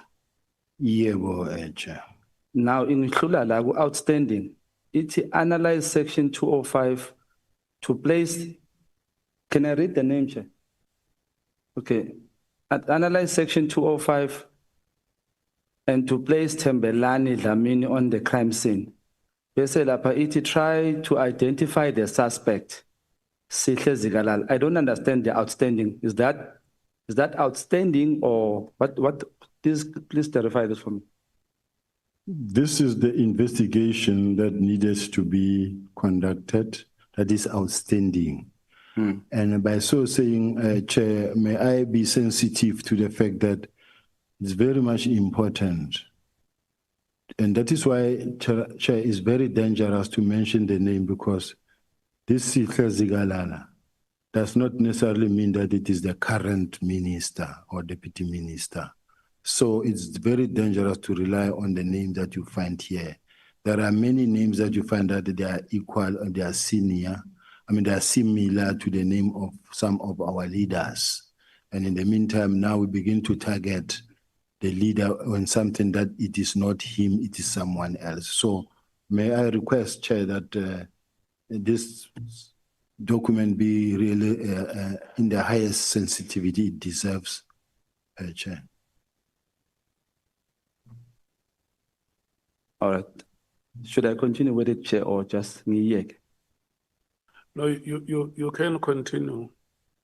The documents have been made available to yourselves, and they are on record. But what the witness is requesting is that you may not read the names because they may be misinterpreted. Now, as I was asking for clarity, Chair, I was saying, does it mean when you say analyze section 205, does it mean the placing of that suspect, or there's this name your color on this crime scene? And does it also mean try to identify the suspect as that suspect?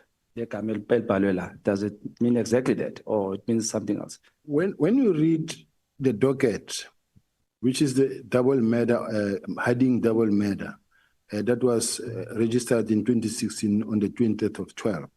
And it gives you the description of the case, that this is what is being alleged, that the ANC member had a meeting at Ghost Town while driving near a green water tank, and he was shot 2 times on the head and neck and succumbed to injuries on the scene.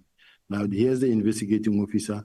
Now, here my main intention was to point out that the last day of investigation of this matter, the last handwriting in the docket was on the 24th of March 2023. This is the last time this team looked at this docket.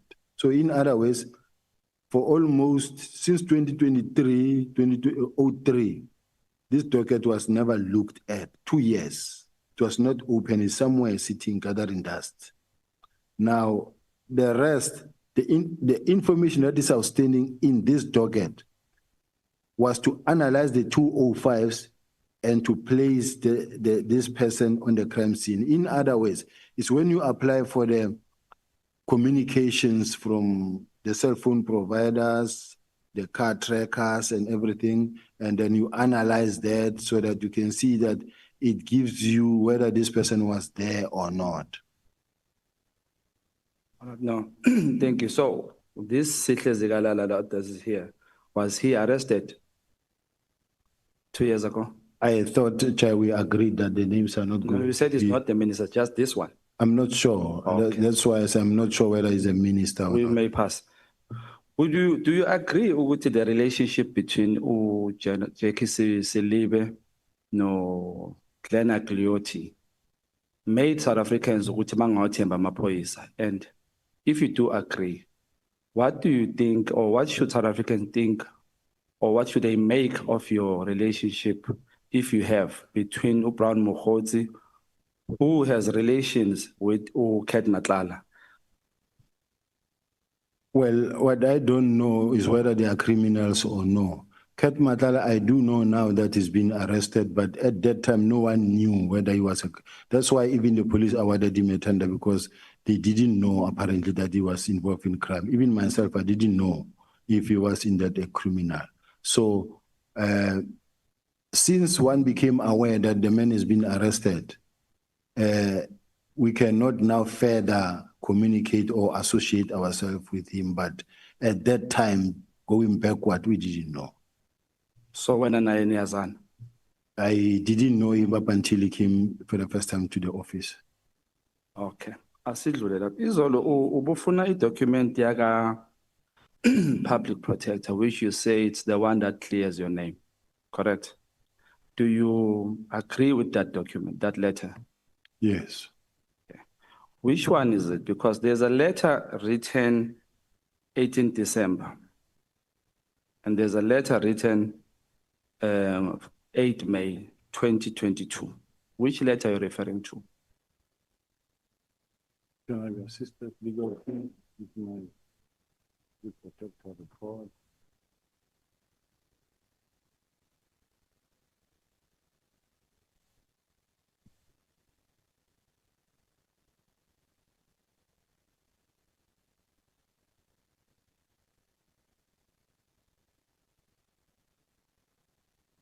Chair, isn't it that when I come now, I don't know which questions to expect, and as a result, the documents I have, but I couldn't bring everything here. So some of the documents you may find that I don't have them immediately here, but before I leave here, I have them. There should be one here. I think into ishizolo leyo uyibheka kanjalo le letter wangayiveza moqeda. Legal team do we have? But safe to say that the public protector mentioned there that was employed by the city of Joburg and everything was procedural and legitimate, and as a result, there was no issue about my appointment. I think singaxoxa ngayo ngoba uyayazi indlela yokukhuluma ngayo mphathi wami. Now that letter, before I ask you a question on that letter, in the SAPS, when one is subjected for vetting, and should that person fail vetting, do you continue to employ that person? Is the discretion of the commander or the head to say these skills we need. However, this person did not make it through the vetting department, through vetting, but also depending on the sensitivity of the post that you hold. For an example, there are many members who don't have security clearance. Similar case that then Provincial Commissioner doesn't have. Provincial Commissioner Western Cape doesn't have, but yet they deal with sensitive information. Because the letter ebhalwe advocate Bosisiwe Mkhwanazi, who was then the former public protector, states that at the stage when he was investigating your case and he wrote the letter you are talking about, that clarifies you. He did not have the evidence ephelele. The city of Johannesburg concealed the evidence.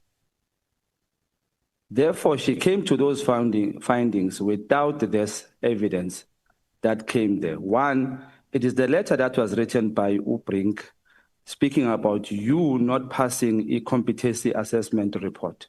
Did you do a competency assessment and did you pass it or you didn't pass it? I'm not surprised, Honorable, that it is that letter that come from Advocate Bosisiwe Mkhwanazi, but Advocate Bosisiwe Mkhwanazi was given all the information that she needed when she investigated, because remember her team came, not herself. The whole team was sent to investigate, and she conducted an investigation and she wrote a report. Now, after she was approached again by Mesuli Mlandu, after having been cleared in this report, she wanted to start again. And then we wrote to her and said, but advocate, you cannot review your own report. Then she wrote to the Hawks to investigate. And in the Hawks, I was cleared because the DPP refused to prosecute and said, but there's nothing here.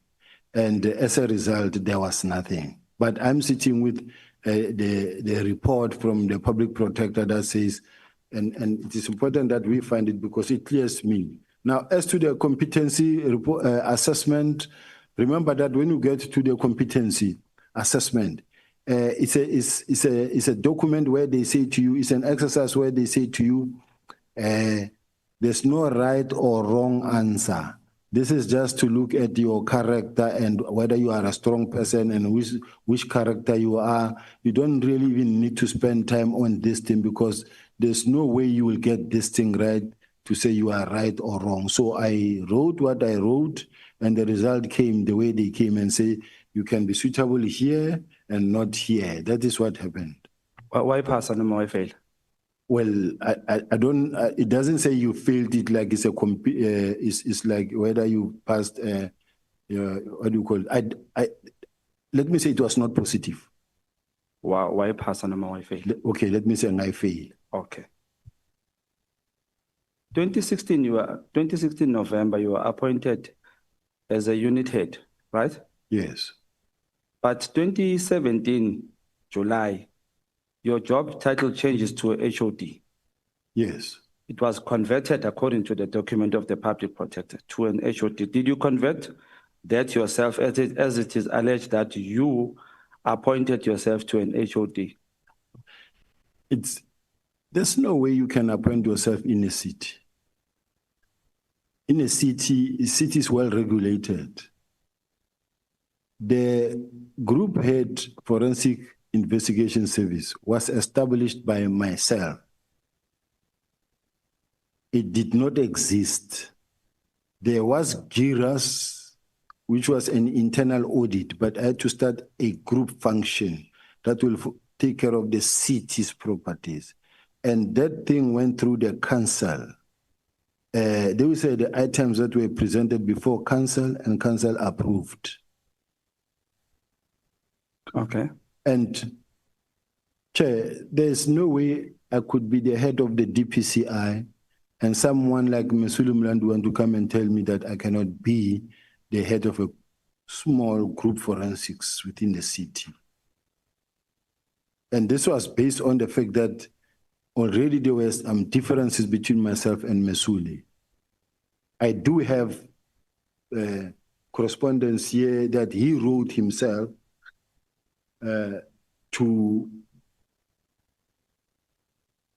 firstly, he wrote a report regarding suspected clandestine rogue unit. And then he also wrote to the late Jeff Makubu, may his soul rest in peace, where in this one, that was written on the 20th of September 2019, he says, reference is made to my report regarding the above matter, which was received by Mayor's office on 16 September 2019, a meeting with you, Chief Operation Officer, Executive Mayor and MMC Finance held on 18 September to discuss same. Noting that this meeting confirmed that the officials of GPs traveled to Eastern Cape and purport to be conducting a security vetting with my previous employer, which never materialized. Further noting that the meeting also requested that I should allow that this matter be dealt through internal processes instead of reporting same to the South African police intelligence structures. Request which I acceded to without difficulty. Further note, while such internal processes are being followed, kindly be advised that me and my family must also satisfy ourselves of the nature and extent risk we are exposed to. From the confirmed clandestine and rogue activities of the officials of GVs, this is important in regard is heard that the said officials acted with impunity, disregard the political and administrative authorities of the city, and abuse the resources just to execute an unlawful criminal project of hitting my person, career, and reputation. Further noting that I bear the responsibility to assess such risk of my person, career, and reputation, and such is urgent that I should mitigate and protect myself and my family from the potential adverse consequences of the clandestine, illegal, and rogue activities. Also noting that covert operations are generally life-threatening, your office is requested to cause these officials to write Son's affidavit and detail the following. The person who authorized their clandestine, illegal, rogue activities, the involvement of logistical planning, including their travel arrangement, as well as any other officials, the place these officials visited, people they met, and the role the information that they have gathered and source of such information and how such information has been used. Further noting the agency to mitigate any immediate risk to me and family in Gauteng and Eastern Cape kindly request. So this is the letter that he wrote when he heard that we are conducting a vetting on everyone. And it was the whole city. It was unfortunately not him alone.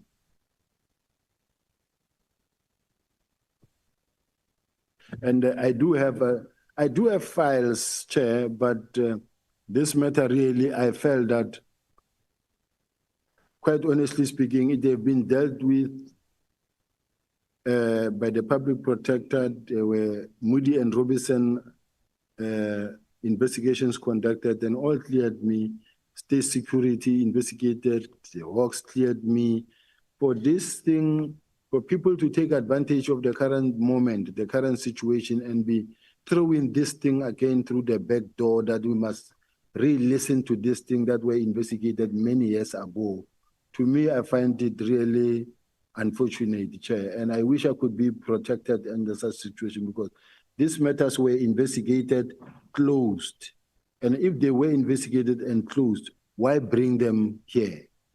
Is all I'm asking, because the context within which General Mkhwanazi was making his press conference was, in terms of political interference, was based on the 121 dockets and the disbandment. Now we find ourselves dating back 5 years ago, former Minister Mtetwa, the late 2011, which I find unfortunate. Now this thing is being reversed again through the back door again. I don't think we should allow that, Chair. But not that I'm here to tell the Chair and the committee members that what to ask or what not to ask. I was just raising a concern that personally I feel that they're throwing it through the back door. Angithi Babu Sibiya Mfokandaba, indaba isekuthenini kuthiwa ama-politicians and senior officials of certain positions benza izinto engaqondile ukuvikelana. So yingakho le matter ibuyile. So ngicela ngakuphathi kabi lokho. Ngoba the same letter wena othe uthembele kuyona yaka public protector. It's the same public protector that says the city of Johannesburg yafihla i-evidence kwi-team yakhe ekuthenini kuze afikelele kulesa sinqumo asithathile. So uphinde uyabhala futhi in this one. That's why ke ekugcineni athi we are at liberty to confirm that information revealed by Mr. Brink above, in particular the competency assessment report of Mr. Sibiya and the non-approval of the municipal council.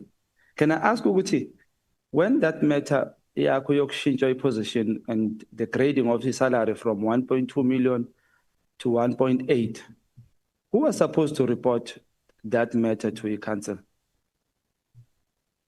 It was the city manager,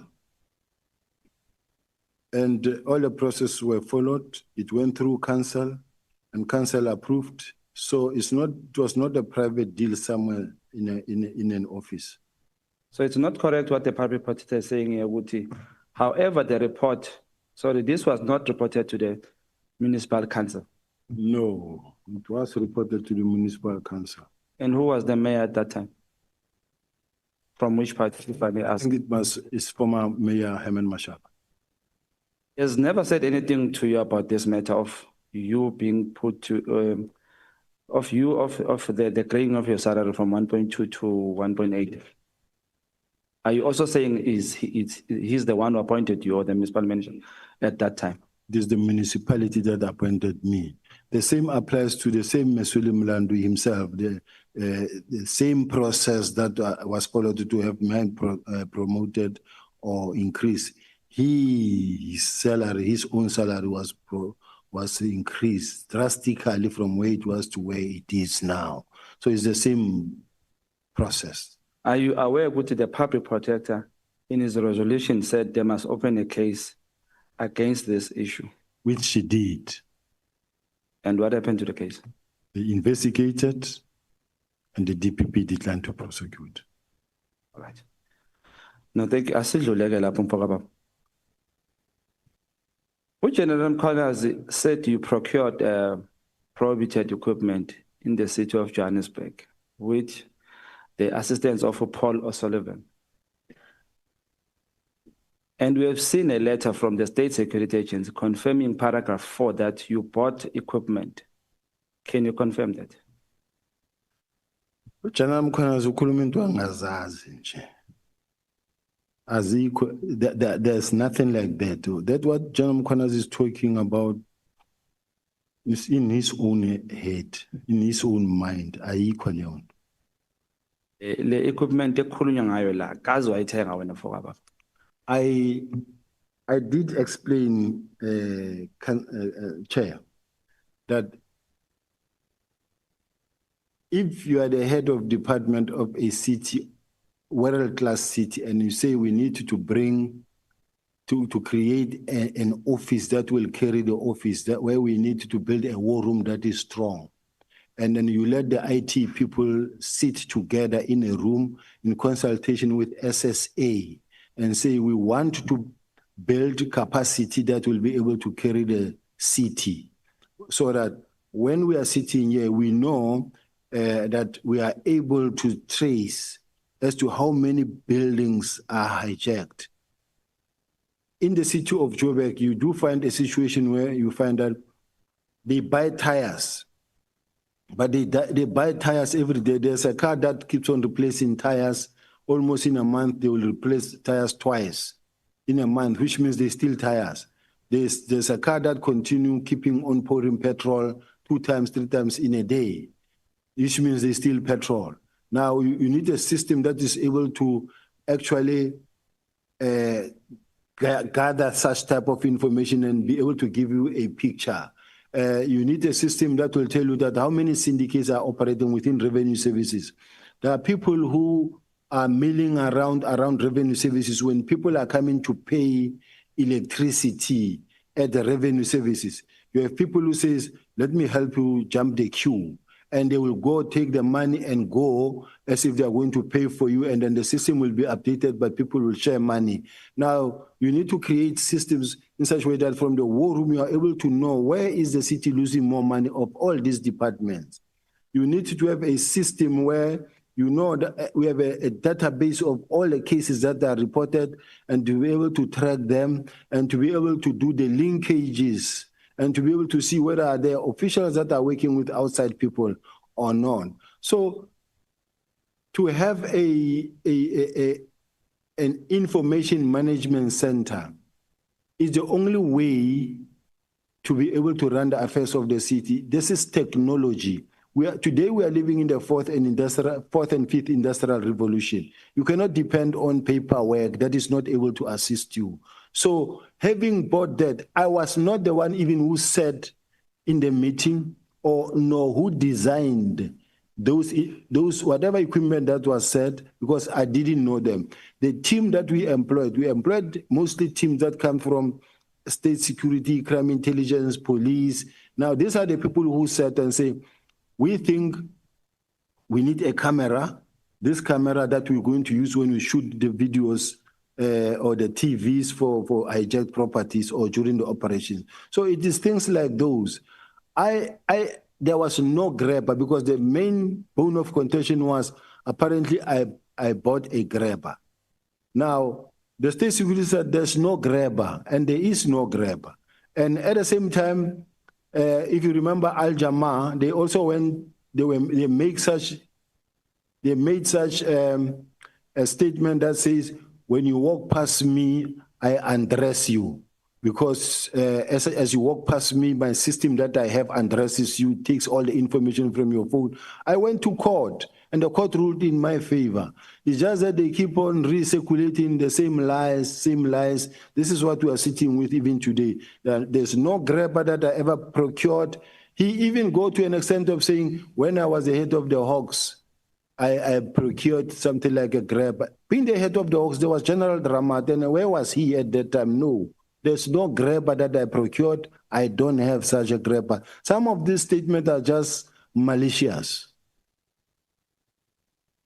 Impendulo yakho baba Sibiya iyangidida kancane because ifana nale yayizolo yaka Kate Matlala ukuthi uyamazi uKate Matlala bese ubuye uthi umazi 5 times ngama phone calls ayi5 phinde khona la uphendule khona nabebuza ukuthi elisikisiki wayekhona na? Your answer said wayengekho. So if you say that, that means uyamazi umuntu. Sheshe umbone. Like if somebody can ask me ukuthi ukhona ubaba Mkhwanazi, I will tell you akekho because sengiyamazi.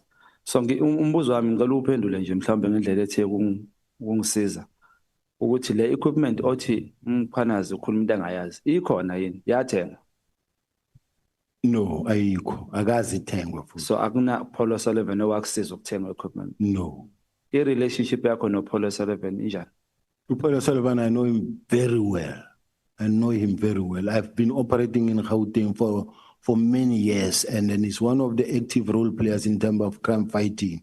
He reports crime, people report to him, he reports to the police, and look, Paul Sullivan contacts everybody. Even if you are the National Commissioner, you will get an email from Paul Sullivan. He's not my friend. I've never been to his house. He's never been to my house. I've never gone to a restaurant with Paul Sullivan where we sat and we drank tea or coffee.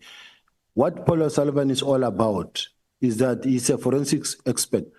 He receives many information that he processes and even relay to the police. Just like your Mike Paul Hayes, your Thomas Chat, these are the people that are active in the crime fighting system. They are there. You can't avoid them, and you can't wish them away. No, thank you. SAPS is instruction based. You give instruction, conjure instruction. As Mozo Yagu course, you get a call-up instruction. Yes. Do we agree? Yes. So, in this regard, you say a team came to take pictures and they were denied.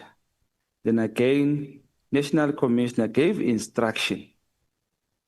Ukuthi uMutsepe alokho nje abavumele bashute lapho. But uMutsepe didn't take that instruction. In fact, I want to know ukuthi where does she get the protocol yakamtsepe? Angimazi irank yakhe, ngicela ungiphe irank yakhe. Protocol ithini ngomtsepe if ukuthi National Commissioner gives the instruction bese angayithathi? Is that correct? May I leave that for her to come and respond to that, Chair? But ngizwe kuwe mina. Yes, kumele kwaleyo ishiye kuye azoyixoxa. Sengiphendula ngaleyo ndlela. Uyayishintsha. Angishintshi, ngithi let her come and explain that part. All right. No, ngiyabonga kakhulu lapho. Ngicela sibonisane lapho. Because nginenkinga yokuthi masophendulana kanjalo sizosalela emuva mntakababa. SAPS sinayo lento ekuthiwa intelligence. And where is it sitting? Intelligence is sitting in many offices. Is it under the office of the president still? No, there's different type of intelligence. There's crime intelligence of the police. There is senior state security that is taking care of both international and local. And which one when le otayikho or isebenzi? One that I say is weak is the one of South African Police Service. Lastly, what is your take, or would you agree with General Mkhwanazi when he says PKTT deserves to be awarded for their good job they did? Do you think the PKTT did a good job? And would you agree on them getting awarded for what they did? As I close, do you also have any relationship with any member of the ad hoc committee? Thank you. The PKTT members, personally, firstly, I don't know if they haven't been rewarded because there have been many excellence awards, whether they have been rewarded at any stage. They must have been. And they are part of the team that I believe that in many instances, they have done a good job. They must be rewarded if ever they haven't been rewarded. It's something that I cannot say they didn't do a good job. not necessarily mean that throughout the country they did a good job. But the problem is, if you did a good job in Gauteng, well, let's say in KZN alone, you can award them in KZN. In KZN, yes, you can award them. But whether they did a good job in the whole country, they were not there everywhere. When you look at Lusikisiki, it's Lusikisiki 18. They were rewarded because of only Lusikisiki. But even if they did a good job when it comes to whatever matter they dealt with, and the commander feels that they need to be rewarded, submit paperwork and they will be rewarded. Shay didn't finish the question. Do you want to make a follow-up, honorable member? Still the very same question. Does know any member of the ad hoc committee? And I think I was not answered in the question of Brown and Lusikisiki, which, as you said, you don't know him. Yes, yes. Brown Mkhwanazi, I said it, I think, Chair, even yesterday, that I know Brown from the time he contacted me. I didn't know him. The very first time I got to meet Brown is when on January 8, he called and said, I'm going to General 8, are you going to be there? I said, yes, I'm here on operations. We are working here in Western Cape. He said, I'll come and greet you. That's exactly what happened. And even if you check the footage, you will see. And before that, you can see my phone, you won't find Brown. And then thereafter, I allowed those calls. There were moments where I could have blocked him and stopped communicating him, but when it comes to issues of safety and a person who gives you a lot of information, you let it flow. Any member of the ad hoc that I know, I've worked for a very long time with Honorable James. I know her. I've worked for a long time with Honorable Glenis. I've worked with some members I saw in the portfolios where we account. I know the chairperson for portfolio committee from the portfolio committee, not anywhere else. So these are the only members. Honorable Kola Danabayanat, I know, not personally per se, just official capacities.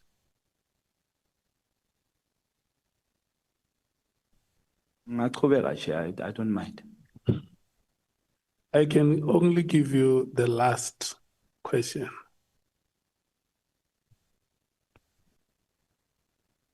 Because abantu balambile che yabona. No, but let me finish here. Thanks.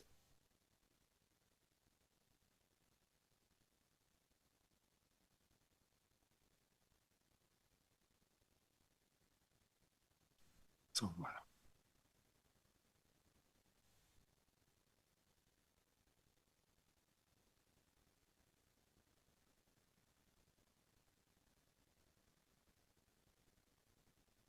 I think we share Sapala. Let me ask you this one. I'm tempted to.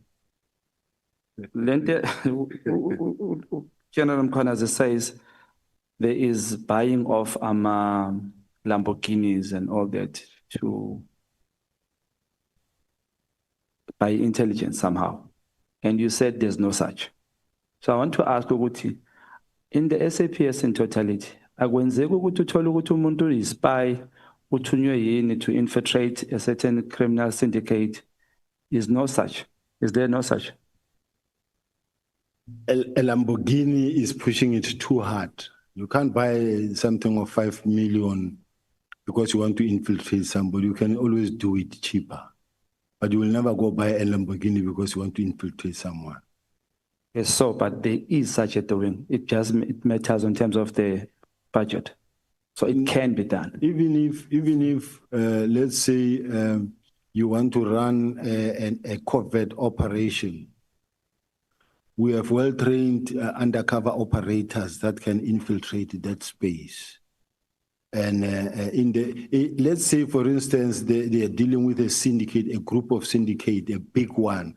and where you have to appear as a rich person who is actually living that lifestyle.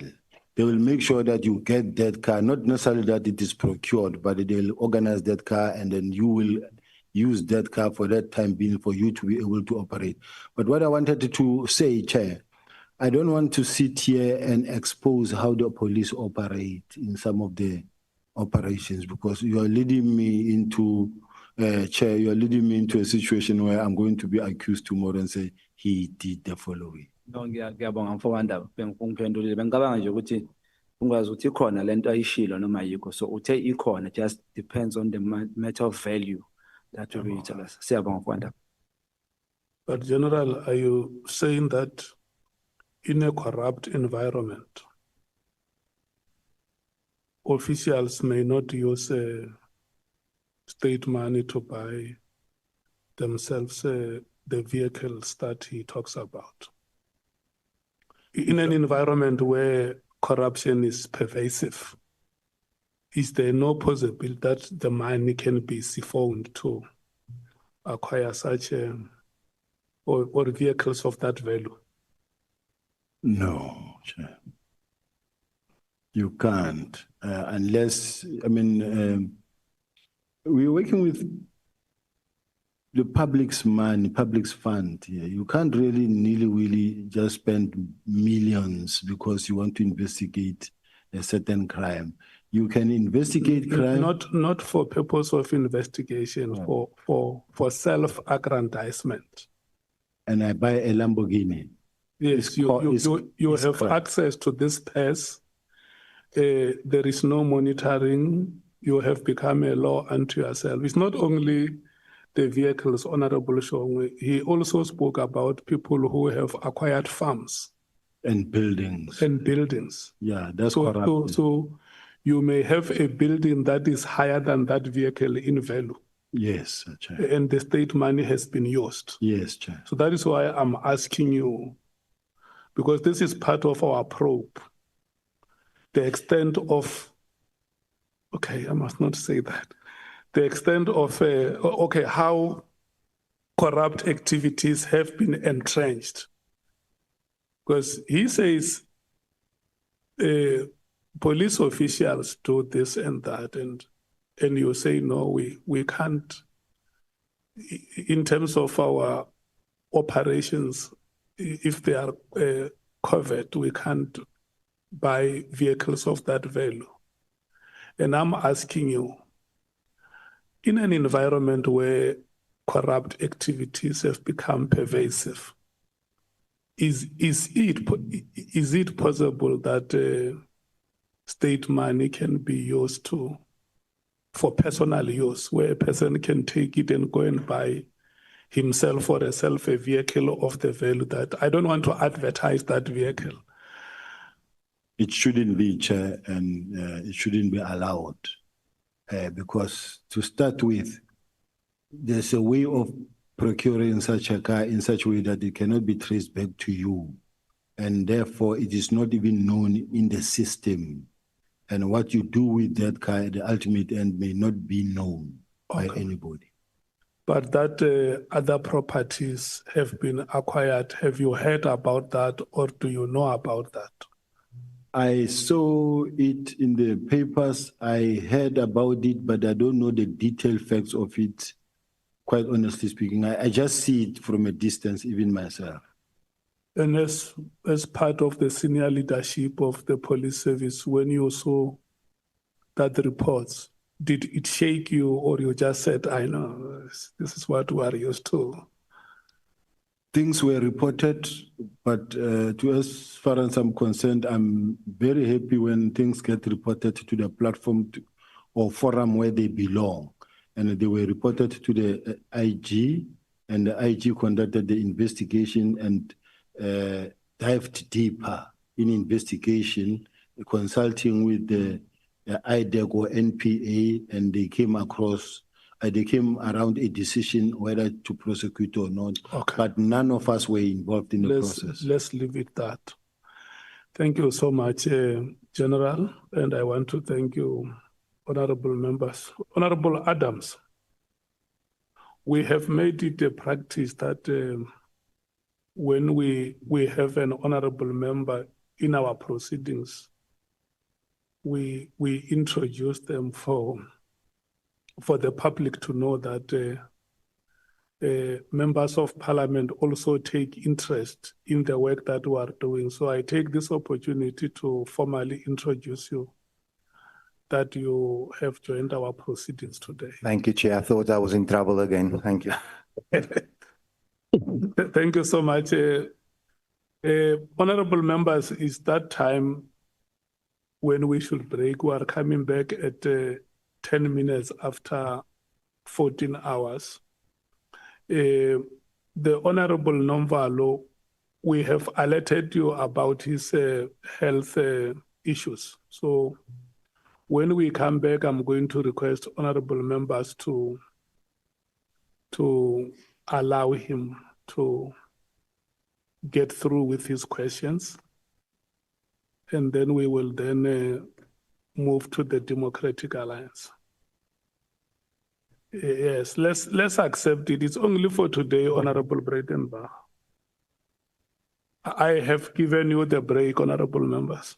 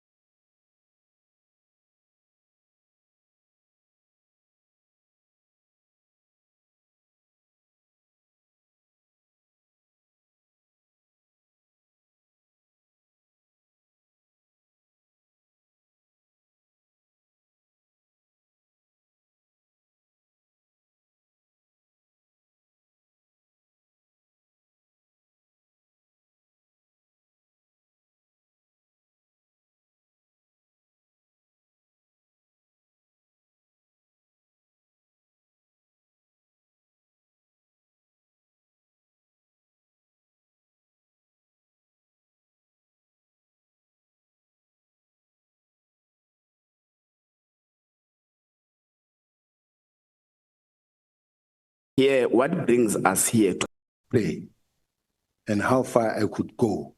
And so that's you're what not, happened. you're not aware whether that one you gave a responsibility. Respond.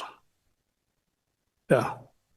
And if you are not happy with any response that he gives, you can raise your hand and say, but is there anything that you further that you may want to say, General Sibiya? And then he will tell you, yes, I have more that I can say, or I have nothing more to say.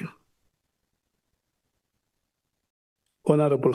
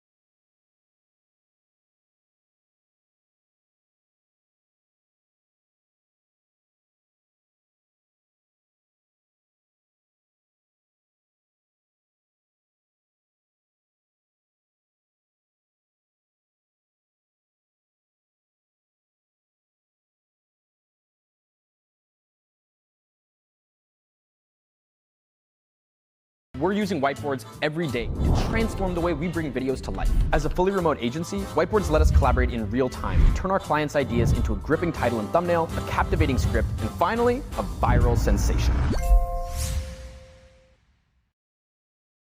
A captivating script, and finally, a viral sensation. A captivating script, and finally, a viral sensation. A captivating script, and finally, a viral sensation. A captivating script, and finally, a viral sensation. A captivating script, and finally, a viral sensation. A captivating script, and finally, a viral sensation. A captivating script, and finally, a viral sensation. A captivating script, and finally, a viral sensation.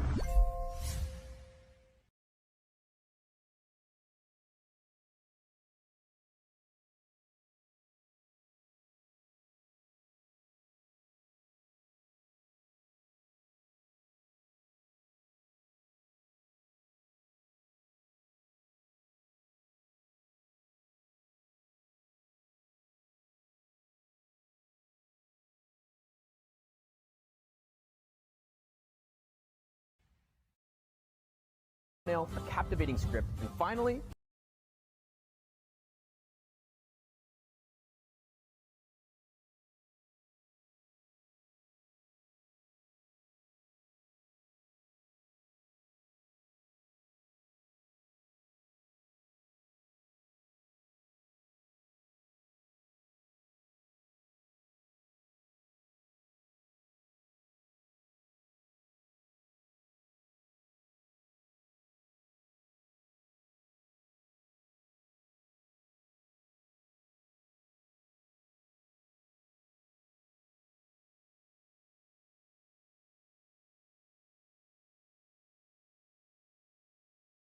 shares many of the challenges of other metros and cities. These include rapid urbanization, population shifts, leading to increased pressure on services like housing, water, and sanitation. So in many ways, with regard to facing those challenges, it is not dissimilar to many others. The legacy of apartheid special planning placed many townships and informal settlements far away in distance from economic hubs and service centers. Now, while the